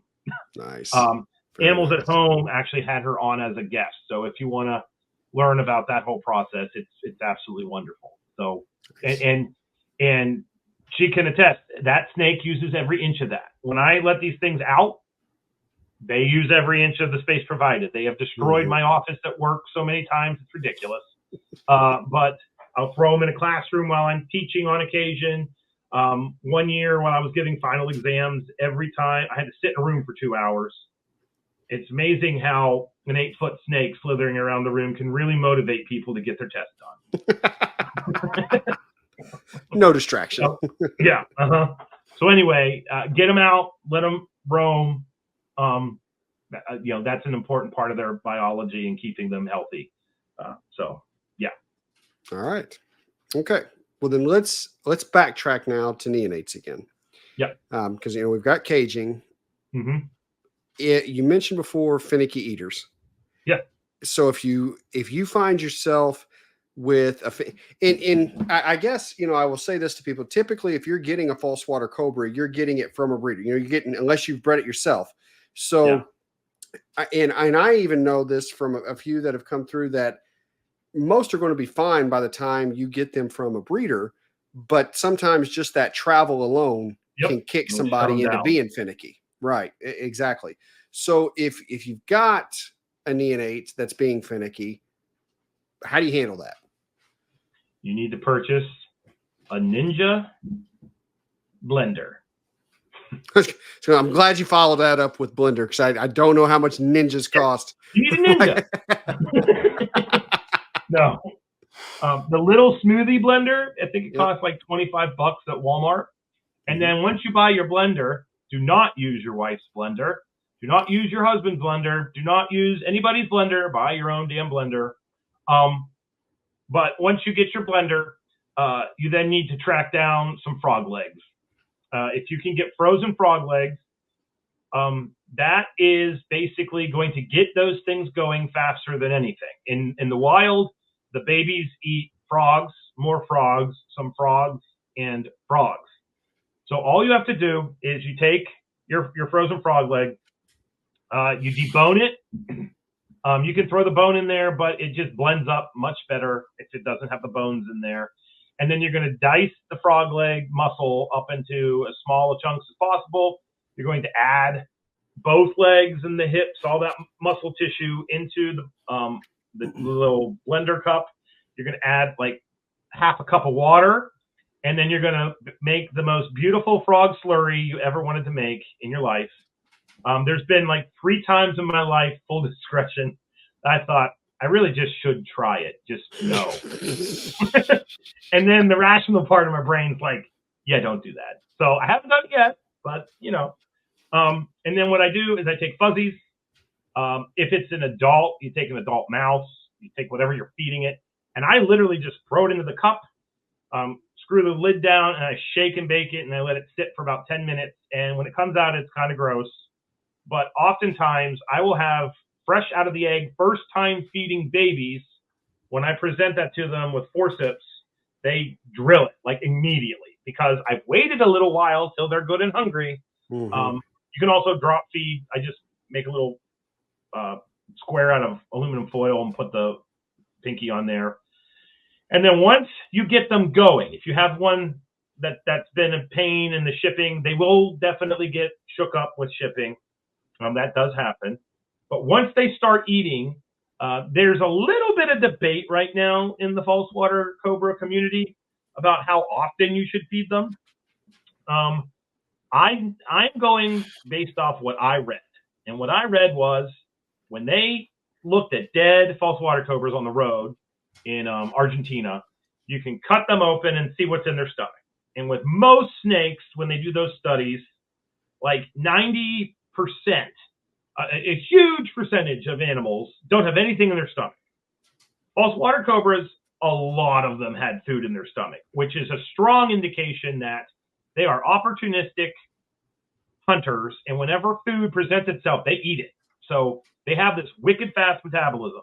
Mm-hmm. So I feed small to moderate sized items often. So my schedule is, when they're growing, they get a prey item every 5 days. And it's somewhat religious. I know we talk about snakes don't get fed on Sundays, but the only way I can remember to do it is to literally set a timer in my phone for every 5 days. They will normally eat it. And I start with like one large fuzzy. They'll do that for like the first 3 weeks of their life. Then I bump it up to 2 fuzzies. So they're eating 3 to 4 fuzzies a week is what it, in a week span. And that's what starts that growth. I know that if you want your false water cobra to be large, there's this term power feeding. I don't think that this is power feeding with them. I would never say to do this with a king snake. So I don't want people to think like I do this with everything. I do this with these guys.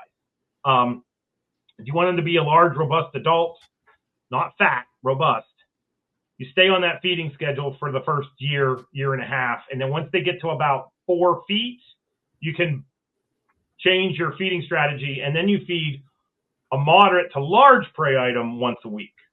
And you can kind of maintain that growth. But I've had some people that I've sold animals to, they kept their falsie on mice, and like at 3 years, they were 4 feet long. And I have had plenty of them be at 4 feet long at 12 to 18 months. Yeah. And the data from the field kind of points towards that potentially being a natural growth rate. So, with that, I want to tangent here for a second on that subject. So there's definitely a difference between power feeding and, kind of, I would call it strength feeding. And I guess, because I have this conversation a lot with individuals who are asking me about how often they should feed babies specifically. Yeah. And I really do feel that most species, the babies should be fed on a shorter window than adults. And I look at that as, because I even kind of compare it to people. And it's funny because I sit there on my Sunday breakfast. Sunday breakfast is always the big breakfast at my house. You got the biscuits, the sausage, the eggs, the bacon, the whole shebang. And my son Dexton likes to eat the same thing I do. I like to make a breakfast sandwich out of my biscuit. Well, I'm trying to get smaller. So I'm limiting myself to one. My 9-year-old son, not only is his sandwich piled higher than mine, but he's eating his second one. I'm sitting over here jealous. Yeah. But I also, I think it's the kind of same philosophy where at his stage of life, he's still growing up. At my stage, I just grow out.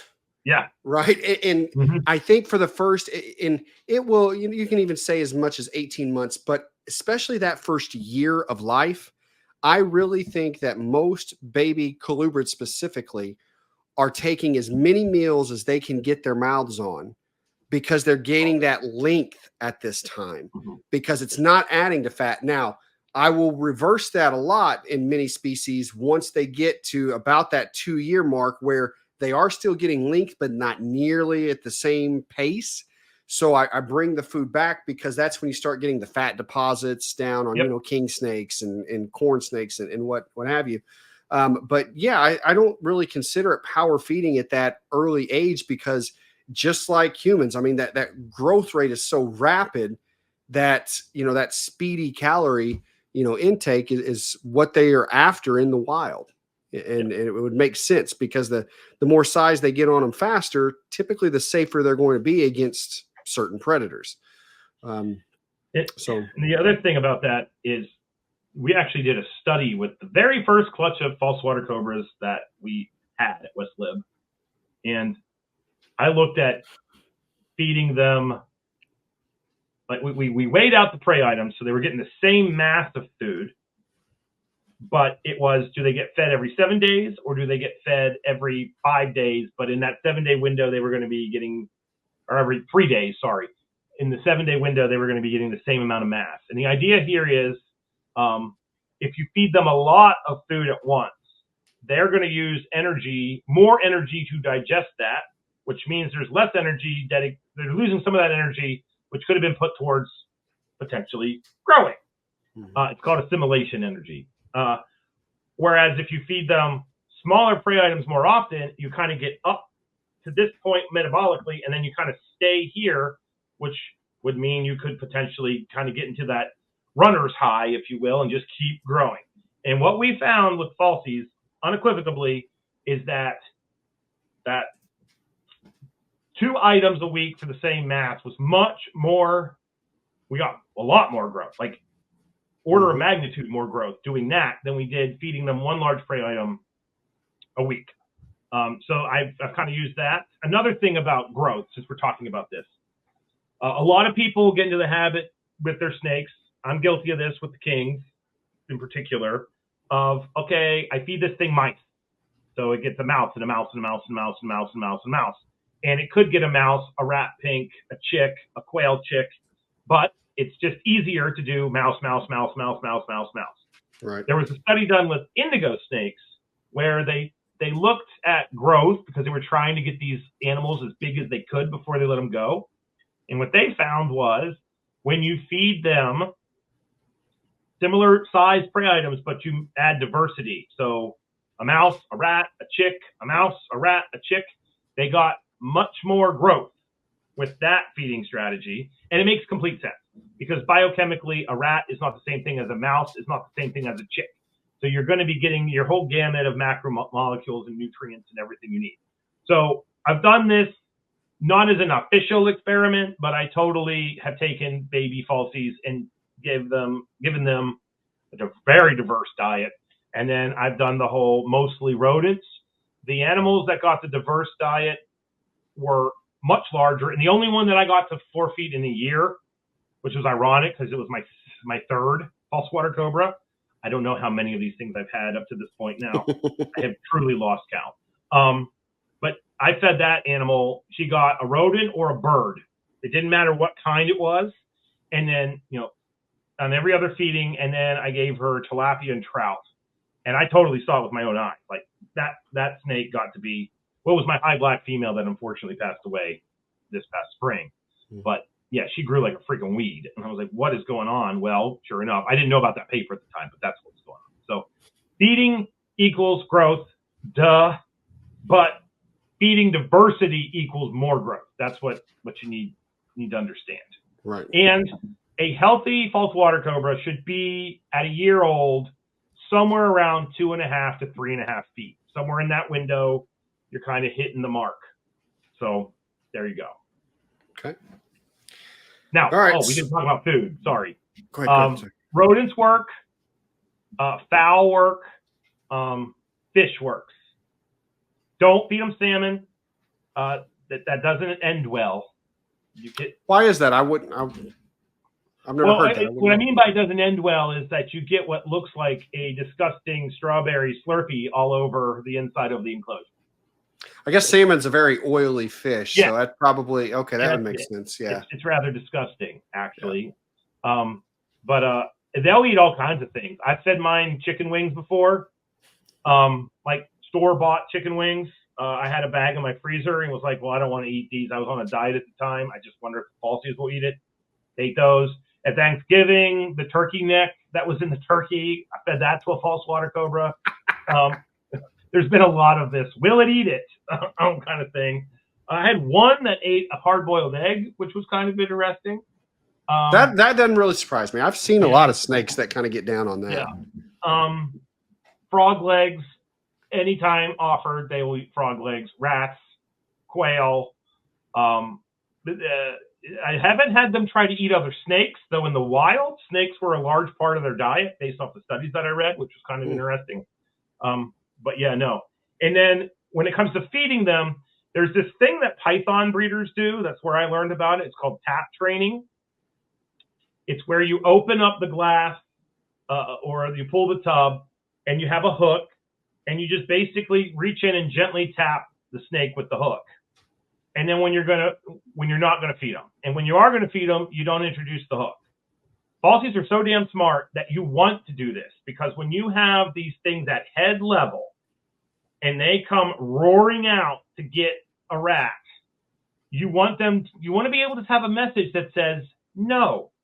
And so what I do is I will crack open the glass, take a hook or a stick, usually one of my hooks, and I just kind of reach in there and I just gently kind of tap. And they learn, they're associative learners. You can also target train them. You can put a target on the end of a stick and then present that target. It means food, and they will totally respond to it. You can have another target that doesn't mean food, and they come roaring out. They see that target, and they're like, damn it. It's really fun to watch. That's really and neat. They go back. So, but you want to do that because when they do live up to their reputation, the feeding response of these snakes is insane. And it's kind of goofy and a little bit funny when they're small, but you don't want to be tagged by a large one. They do have the rear fang. They do have the toxins. You could get edema. Many people don't respond, but when you do, it's bad. So you don't want that to happen. But that big fang on an 8-foot long snake, you're basically cutting yourself with a little scalpel. And then you've got an 8-foot snake that thinks your hand is food, and that's just a bad time. You don't want to deal with that. You will bleed in ways you didn't know you could. So anything you can do to mitigate that crazy false water cobra response to food so that they know when to do it and when not to do it, I highly recommend any and all of the above. So it's pretty neat. Yeah. Okay, so we've got our neonate. We have it eaten. It's grown up. We bought a pair, so we've got our male and female. Okay, and we want to make baby false water cobras. Yes. What do we do? You put the boy in with the girl, and that's it. That's just that simple. These are the easiest snakes that I have ever bred. The market for false water cobras to go to your land, it's starting to absolutely get saturated. I am part of that problem. I sold a lot of pairs of false water cobras to people about 3 years ago in 2020, 2021. We are now starting to see the products of those breedings. I am actually slightly worried about the genetics of the captive population because of that. But the reason why this is happening, though, is they are the easiest snakes on earth to breed. The males, where they live in South America, they don't have a winter. They have dry, wet. And the females do sperm storage. So a male stumbles onto a female. It doesn't matter what time of year it is. He's on her. This is going to happen because if he inseminates her, he can go away. She can store that sperm for up to 4 months. So whenever it comes time where she could ovulate and produce eggs in a decent environment, she can do that because she's mated with the male. And so because of that, you can quite literally put a male in with a female any time of year. You will oftentimes get a response. If the boy is between 3 and 8 years old, that 5-year window, he will probably try to mate within minutes. When they get to be older, the hormones drop, and you have to really kind of prod them along to get them to mate. I found that the old males, they don't want to move to another female's enclosure. You got to bring the ladies to him, and he may or may not mate with her. But that's just the way that works. Yeah, there you go. But that's how it works. But I've actually sexed false water cobras by putting them together because it's so dependable that when I put, a male in with a female and there's nothing happening after 10 minutes, I know I probably have a female. And I have I've cohabbed. This one's always fun. I have a female I'm raising up. And so I'm cleaning cages or whatever. And I've got to put her in with someone. So I'll put her in with another female. 2 minutes later, I hear weird thumping noises, turn around, and there's mating happening. Well, that wasn't a female. It is now a male. Both of those scenarios have happened to me. Gotcha. So that's that. Just understand, post-copulation, you can get eggs in a month. You can get eggs in 3 months. You can get eggs half a year later. They don't really, many of them do, but they don't really have a fixed cycle. So you can kind of force a cycle. That sounded too aggressive. You can give them a cycle. And all you got to do for that is give them, I refer to it as a week cremation. So around Thanksgiving, I simply unplug the thermostats and I change out my heat lamps to LEDs. And I don't feed them, and I replicate what equates to their autumn or their fall and winter. They stay like that through the first of the year. And then in January, I turn the heat lamps back on. I put the thermostats back on. I don't really, how with colubrids, we take like a month. I just put them right back up to temperature. And then that usually will cause them to shed. If anybody starts shedding in that window, I know, okay, I've had the effect I want because this is a hormone-based induced thing. And then the same day I warm them up is when I pair them.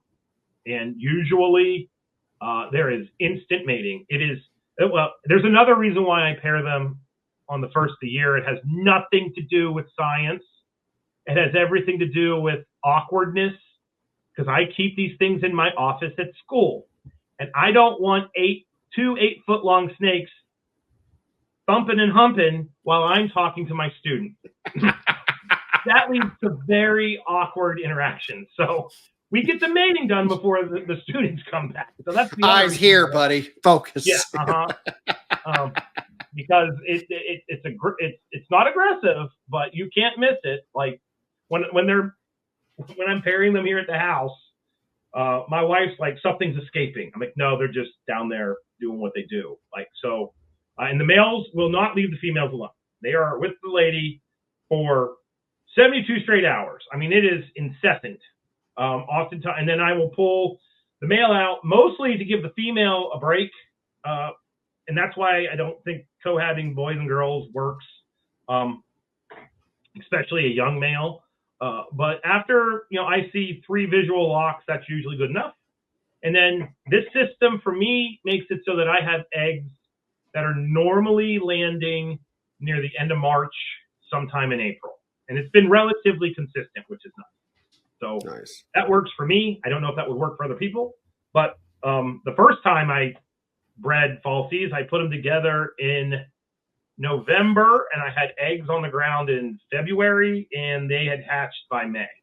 So, and the other thing we got to talk about, they absolutely double clutch. Yeah. The dipsadids are known for double clutching. If you breed them, I don't necessarily promote double clutching. I've had 2 females get egg bound on the second clutch because it was full of slugs. So after that, I was like, I'm done. I'm not dealing with this again. So I do, about a week after she lays her first clutch, I will throw the male in for about a week. It's 3 days on, 2 days off, 3 days on, and then he's out of there. If he gets the job done, great. But if you are breeding an 8-footer, get ready, because you're about to get 60 baby false water cobras in a breeding season. And I've had to do this for experiments, and it's great for the experiment. Clint knows this. But when I suddenly have to move 120 of these things, that's a lot. Yeah. So what temps are you incubating at? I incubate at 82, 82. You can incubate them at 77. I've never bred them by putting them on top of a cage. I've always put them in an incubator. At 82 degrees, they actually will go for about 70, 75 days. At 77 degrees, they go for like 90 days. I mean, it's long. Right. There's no cook them slow, get a bigger baby. We didn't find that at all. We got the same size animals out of incubating at 82 degrees as we did at 77 degrees. So, gotcha. And that's a sample size of over 40 at least for each temperature. So, okay. Now, this is going to be one of the few species that you will have some morph knowledge. Yeah. Most of the others, it's it's crapshoot with you. But I know that this is one that you've got a decent handle on. So kind of what's out there with falsies. All right. So where the hell's my mouth? If you are listening, you may want to look at this part on YouTube because we have pictures now. So I'm going to basically share my screen. Give me 1 second here. Okay, present. We're moving here. I had to say something. Okay, there we go. All right. So these are all the photographs from the book.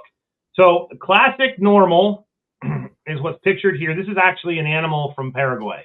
Like this was one that Jake Scott found in the wild in Paraguay. And it's highly likely that a lot of our stock in North America came from either Argentina or Paraguay because their borders were open before they became a CITES species. They were, we can't get animals out of Brazil. That doesn't mean that we don't have false water cobras that came from Brazil. But the classic kind of normal look, which is kind of defining your control, is that you have various shades of brown. They can go from a yellowish brown to an orangish brown.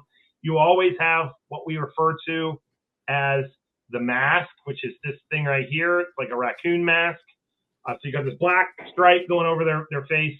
And then as you get closer to the tail, that yellowish color, or olive color, goes into this kind of, it's more dominated by black. Yeah.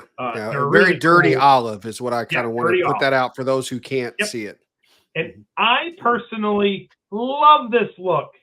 This is what nature made, and of course, this is the look that I'm going to like. With false water cobras, though, we don't really have that many morphs. We have a couple. The one that everybody wants right now, I'll just skip ahead to one. So you are kind of seeing these other folders here. So bear with me. Hold on 1 second. Is that it would be the lavender. So lavenders, this is the folder I wanted to have open. I know I've got a picture one down here. Are the classic snakes that are purple. And they're purple, they're pink, and that's all well and good, but you got to be careful with the lavenders. And the reason why you got to be careful with the lavenders is every single lavender, and I'm fumbling around through here, so give me 1 second, came from one clutch of eggs. You can kind of outcross to a certain extent, but when your founding stock are all from one clutch of eggs, you have a problem genetically. Okay, here we go. And so this is your classic lavender. I got it up here on the screen. They were hatched out in Italy. I think it was in 2014. But I don't know what kind of albinism it is. It's probably one of the tyranaceae, T positive, T negative. I don't know. I don't understand that stuff very well. But these animals have a tendency not only to have this coloration, but there are a couple that have gotten rather large, but most of them are smaller. And this is probably due to the whole genetic bottleneck and the limited amount of genes from the founding stock. That being said, there are totally people that have 7+ foot lavenders. There's an individual, probably have them on the show one day, Aaron Preiser, who has several of these that are rather large. Male lavenders tend to be in the 4 to 5 foot range, and they're expensive now, but enough people have hets and enough people have lavenders that I can tell you the price has dropped by 50% in the past 3 years. When these guys were being hatched in 21, 22, I mean, they were like a $3,000, $4,000 animal. Now they're down around $2,000, and they'll probably max out between $1,000 and $2,000. So that would be a lavender. Before you hop off on that, go ahead. So, and again, I like to, for anybody who's listening and not watching, so what this animal kind of looks like to me that Zac's showing right now is some of the large, and forgive me, some of the bull snake morphs that I've seen that are they're white, but they have not necessarily a white side, but where they do have kind of a silver gray down their back. Someone's going to be able to say what morph that is. I'm not real big into pits, so I can't identify those, but that's what it looks like to me. I've obviously seen some lavenders that are going to be a lot more purple.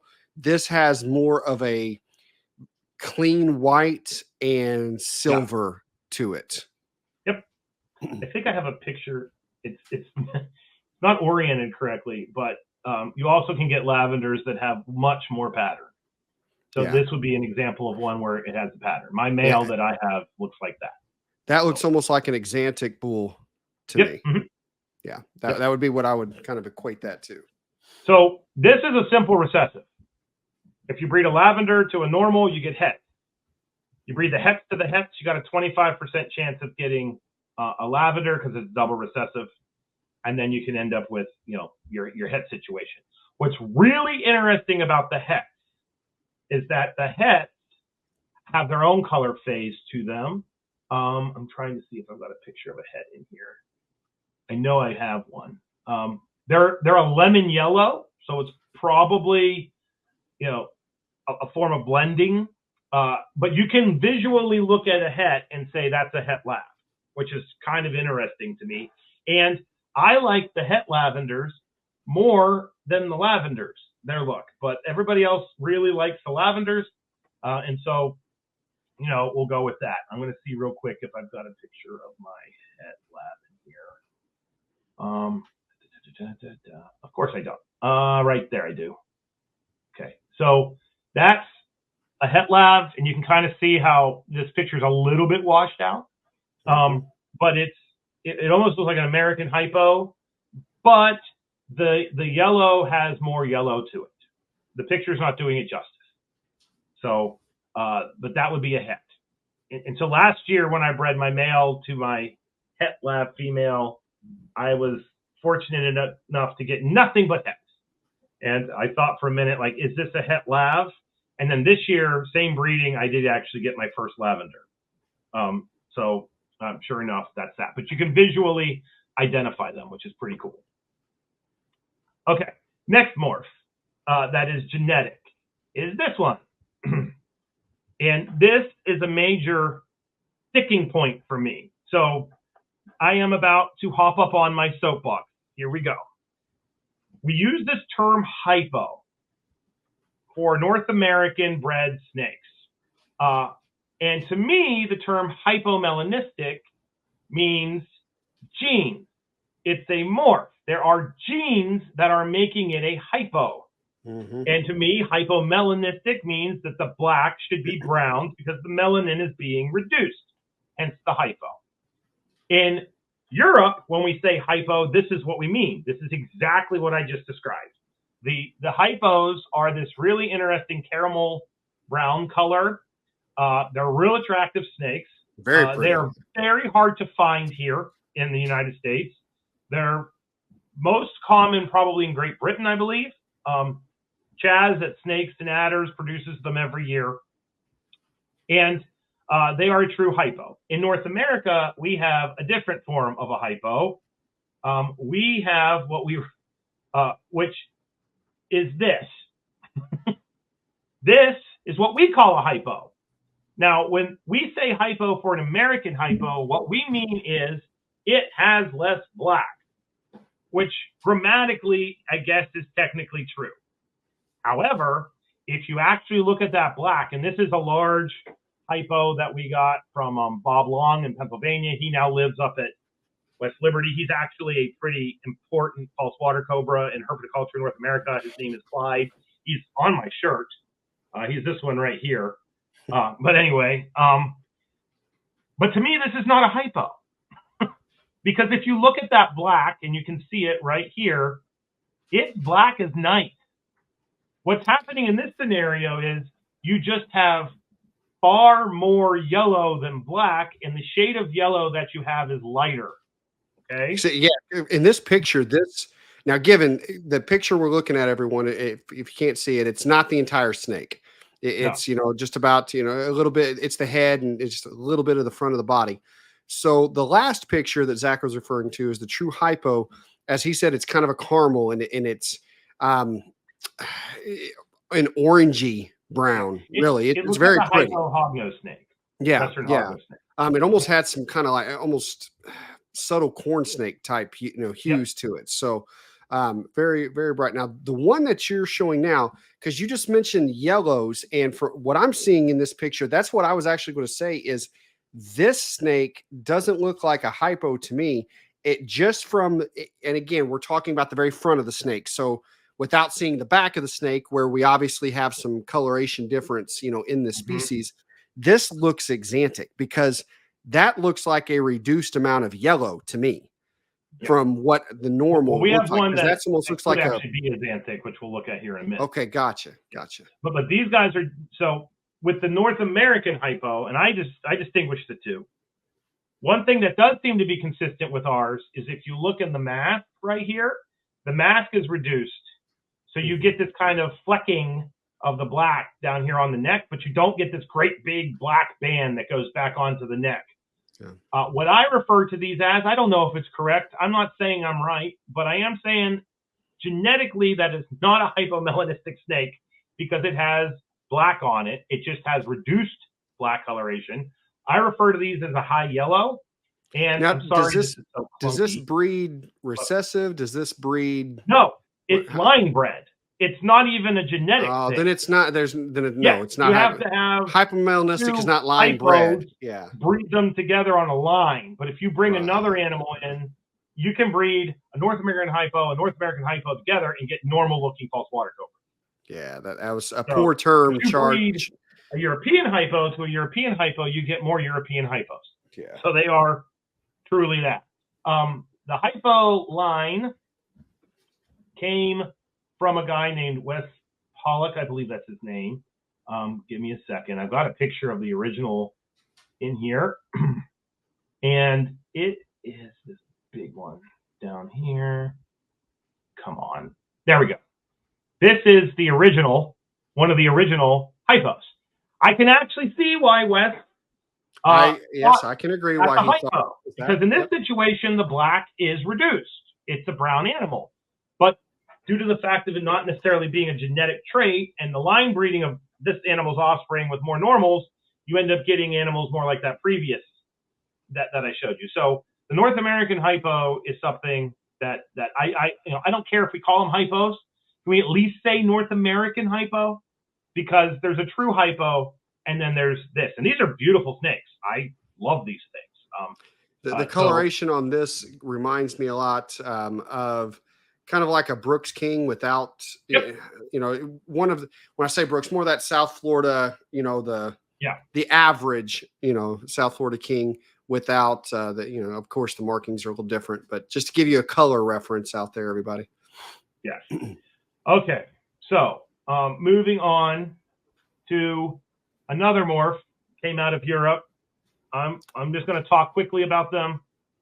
They look cool. I know they're controversial out there, but man, Scaleless always looks it does so many cool things to patterns and whatnot. It's hard to.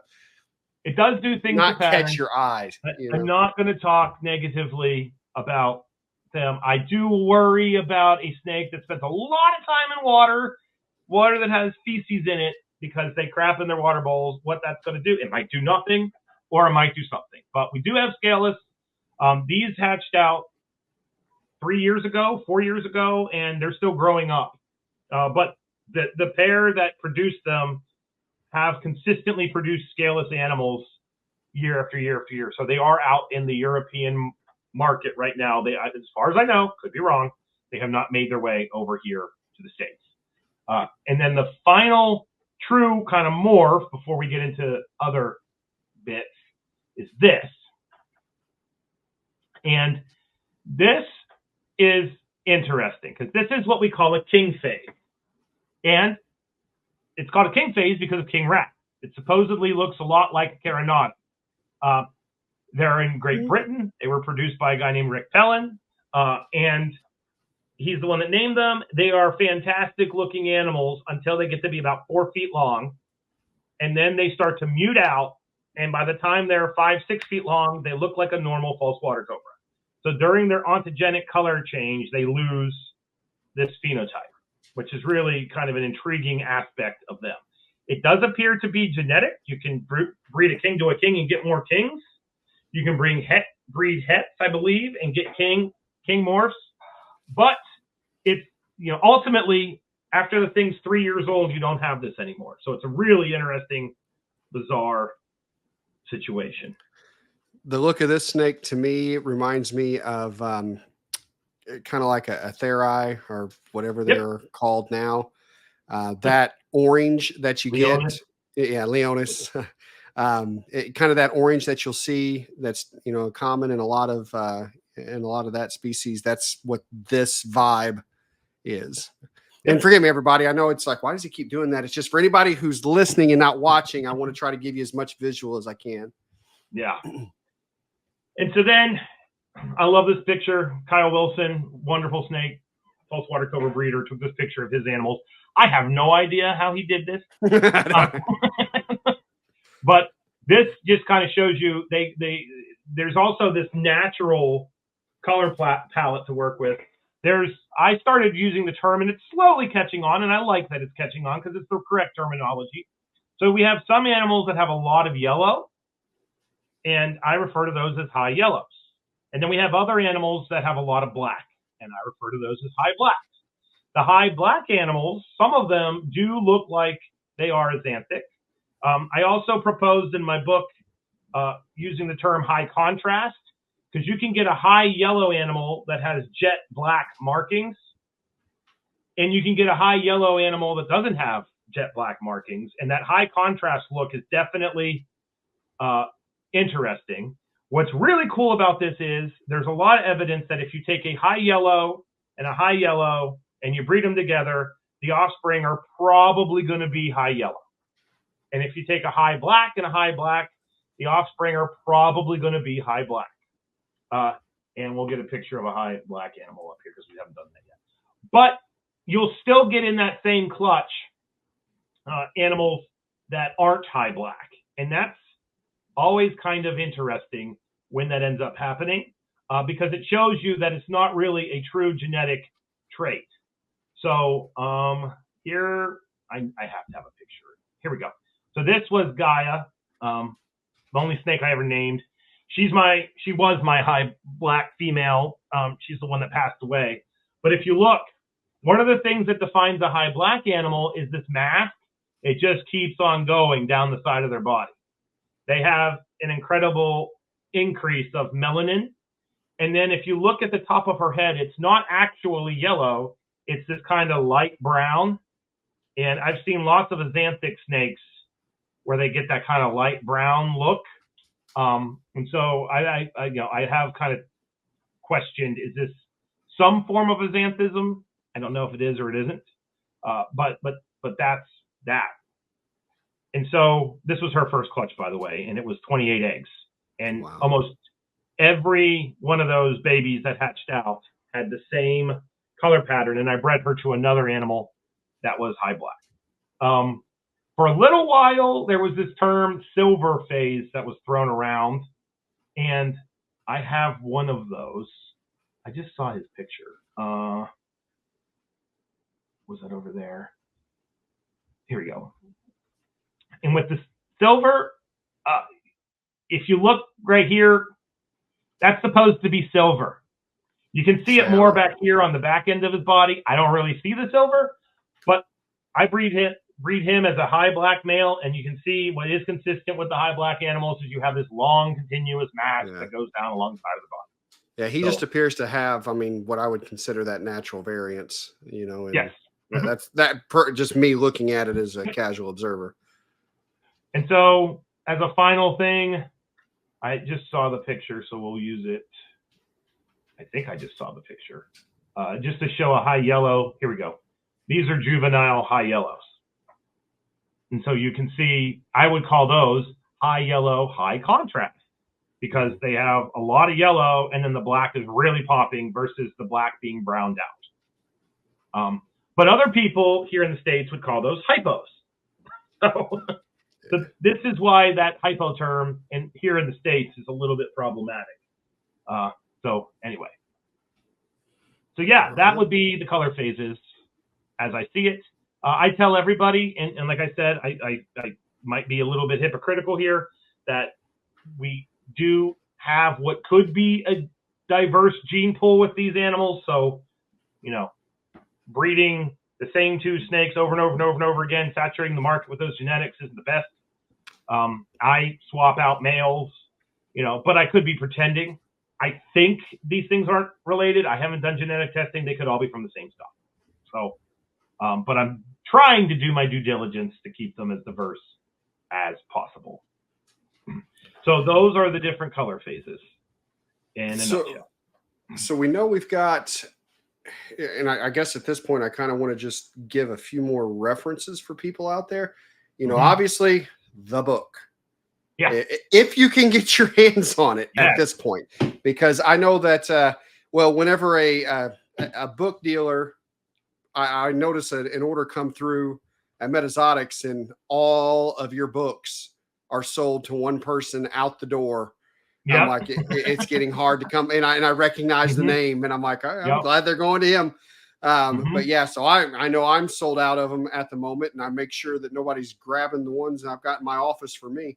But if you can get your hands on Zac's book, you're absolutely going to want to do that because it's going to go into it. And I don't know, is there going to be another print run? We have no idea right now. Russ just printed The Complete Guide to Retics, and I highly recommend that book, even to the Colubrid people listening, because I know that the individual that wrote that book far more from natural history biology side than like I keep giant snakes side. And I have a copy of it already, and I found myself spending about 2 hours on Saturday reading about reticulated pythons, which is a snake I never intend to keep. So it's a great book. But Russ had to get that book published, and then he was going to basically look and see if he recoups the funds, then we might do another print run. So if you want a copy of the False Water Cobra book, I will help Russ out. Buy that retic book, and that will then enable a second print run. But I am a little bit shocked. I will totally say this out loud. I know Russ and I did not think it would sell out in a year, and it did. So there's awesome. that. Oh, you just reminded me I need to message Russ again. I'd messaged originally whenever he said something. I haven't heard anything, and I want that book. So I want it as well. Okay, and you've mentioned on the show before, just casually in various stories, I think is there a Facebook group you're a part of, or a couple of them that because I know that you've referenced some good information that's come out of them. So where else can people go to learn more? So you can go to 2 Facebook groups, and for the most part, these Facebook groups are drama free. It's Facebook; they're never entirely drama free. Let's be real. But I'm gonna get light back in here. It's just a matter of the word "the." There's the False Water Cobra, which has a tendency to have a little bit more Americans in it, and then there's False Water Cobra. Like that's it, and that one has a little bit more Europeans in it. Get into both of them. The great accomplishment of my lifetime was being an admin for both of them.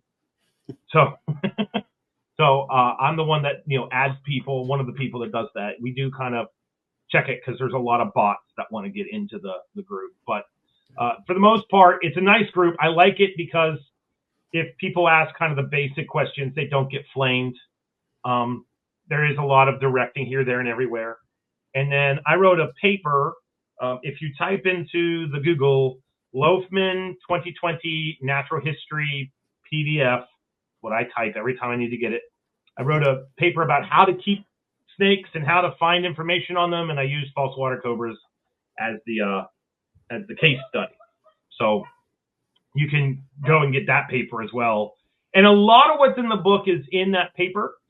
But with the book, what you get outside of that paper is the whole bit on all the biology and natural history, which is pretty cool stuff. These snakes are utterly fantastic in that regard. So fantastic. Well, anything else that we need to add, man? I think that you've hit a pretty good gamut here on it. Is there anything we forgot? Anything you want to put in there? The only thing I would like to say is think. This is a big commitment. You cannot keep these snakes the way you keep a big boa. You can't keep them the way you keep a big python. You can't get away with feeding a false water cobra every 2 weeks.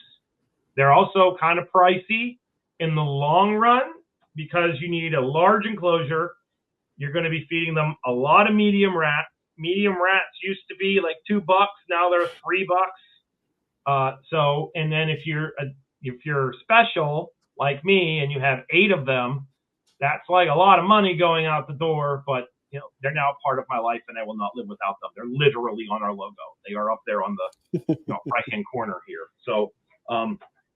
But if you want a snake that's interactive, if you want a snake that will, you quite literally taking care of 3 different animals over the course of its lifetime, behaviorally and as far as the herpetoculture is concerned, they fill that gamut perfectly. And if you have a little bit of herpetocultural ADHD like I do, they're perfect because there's always something you can do with them.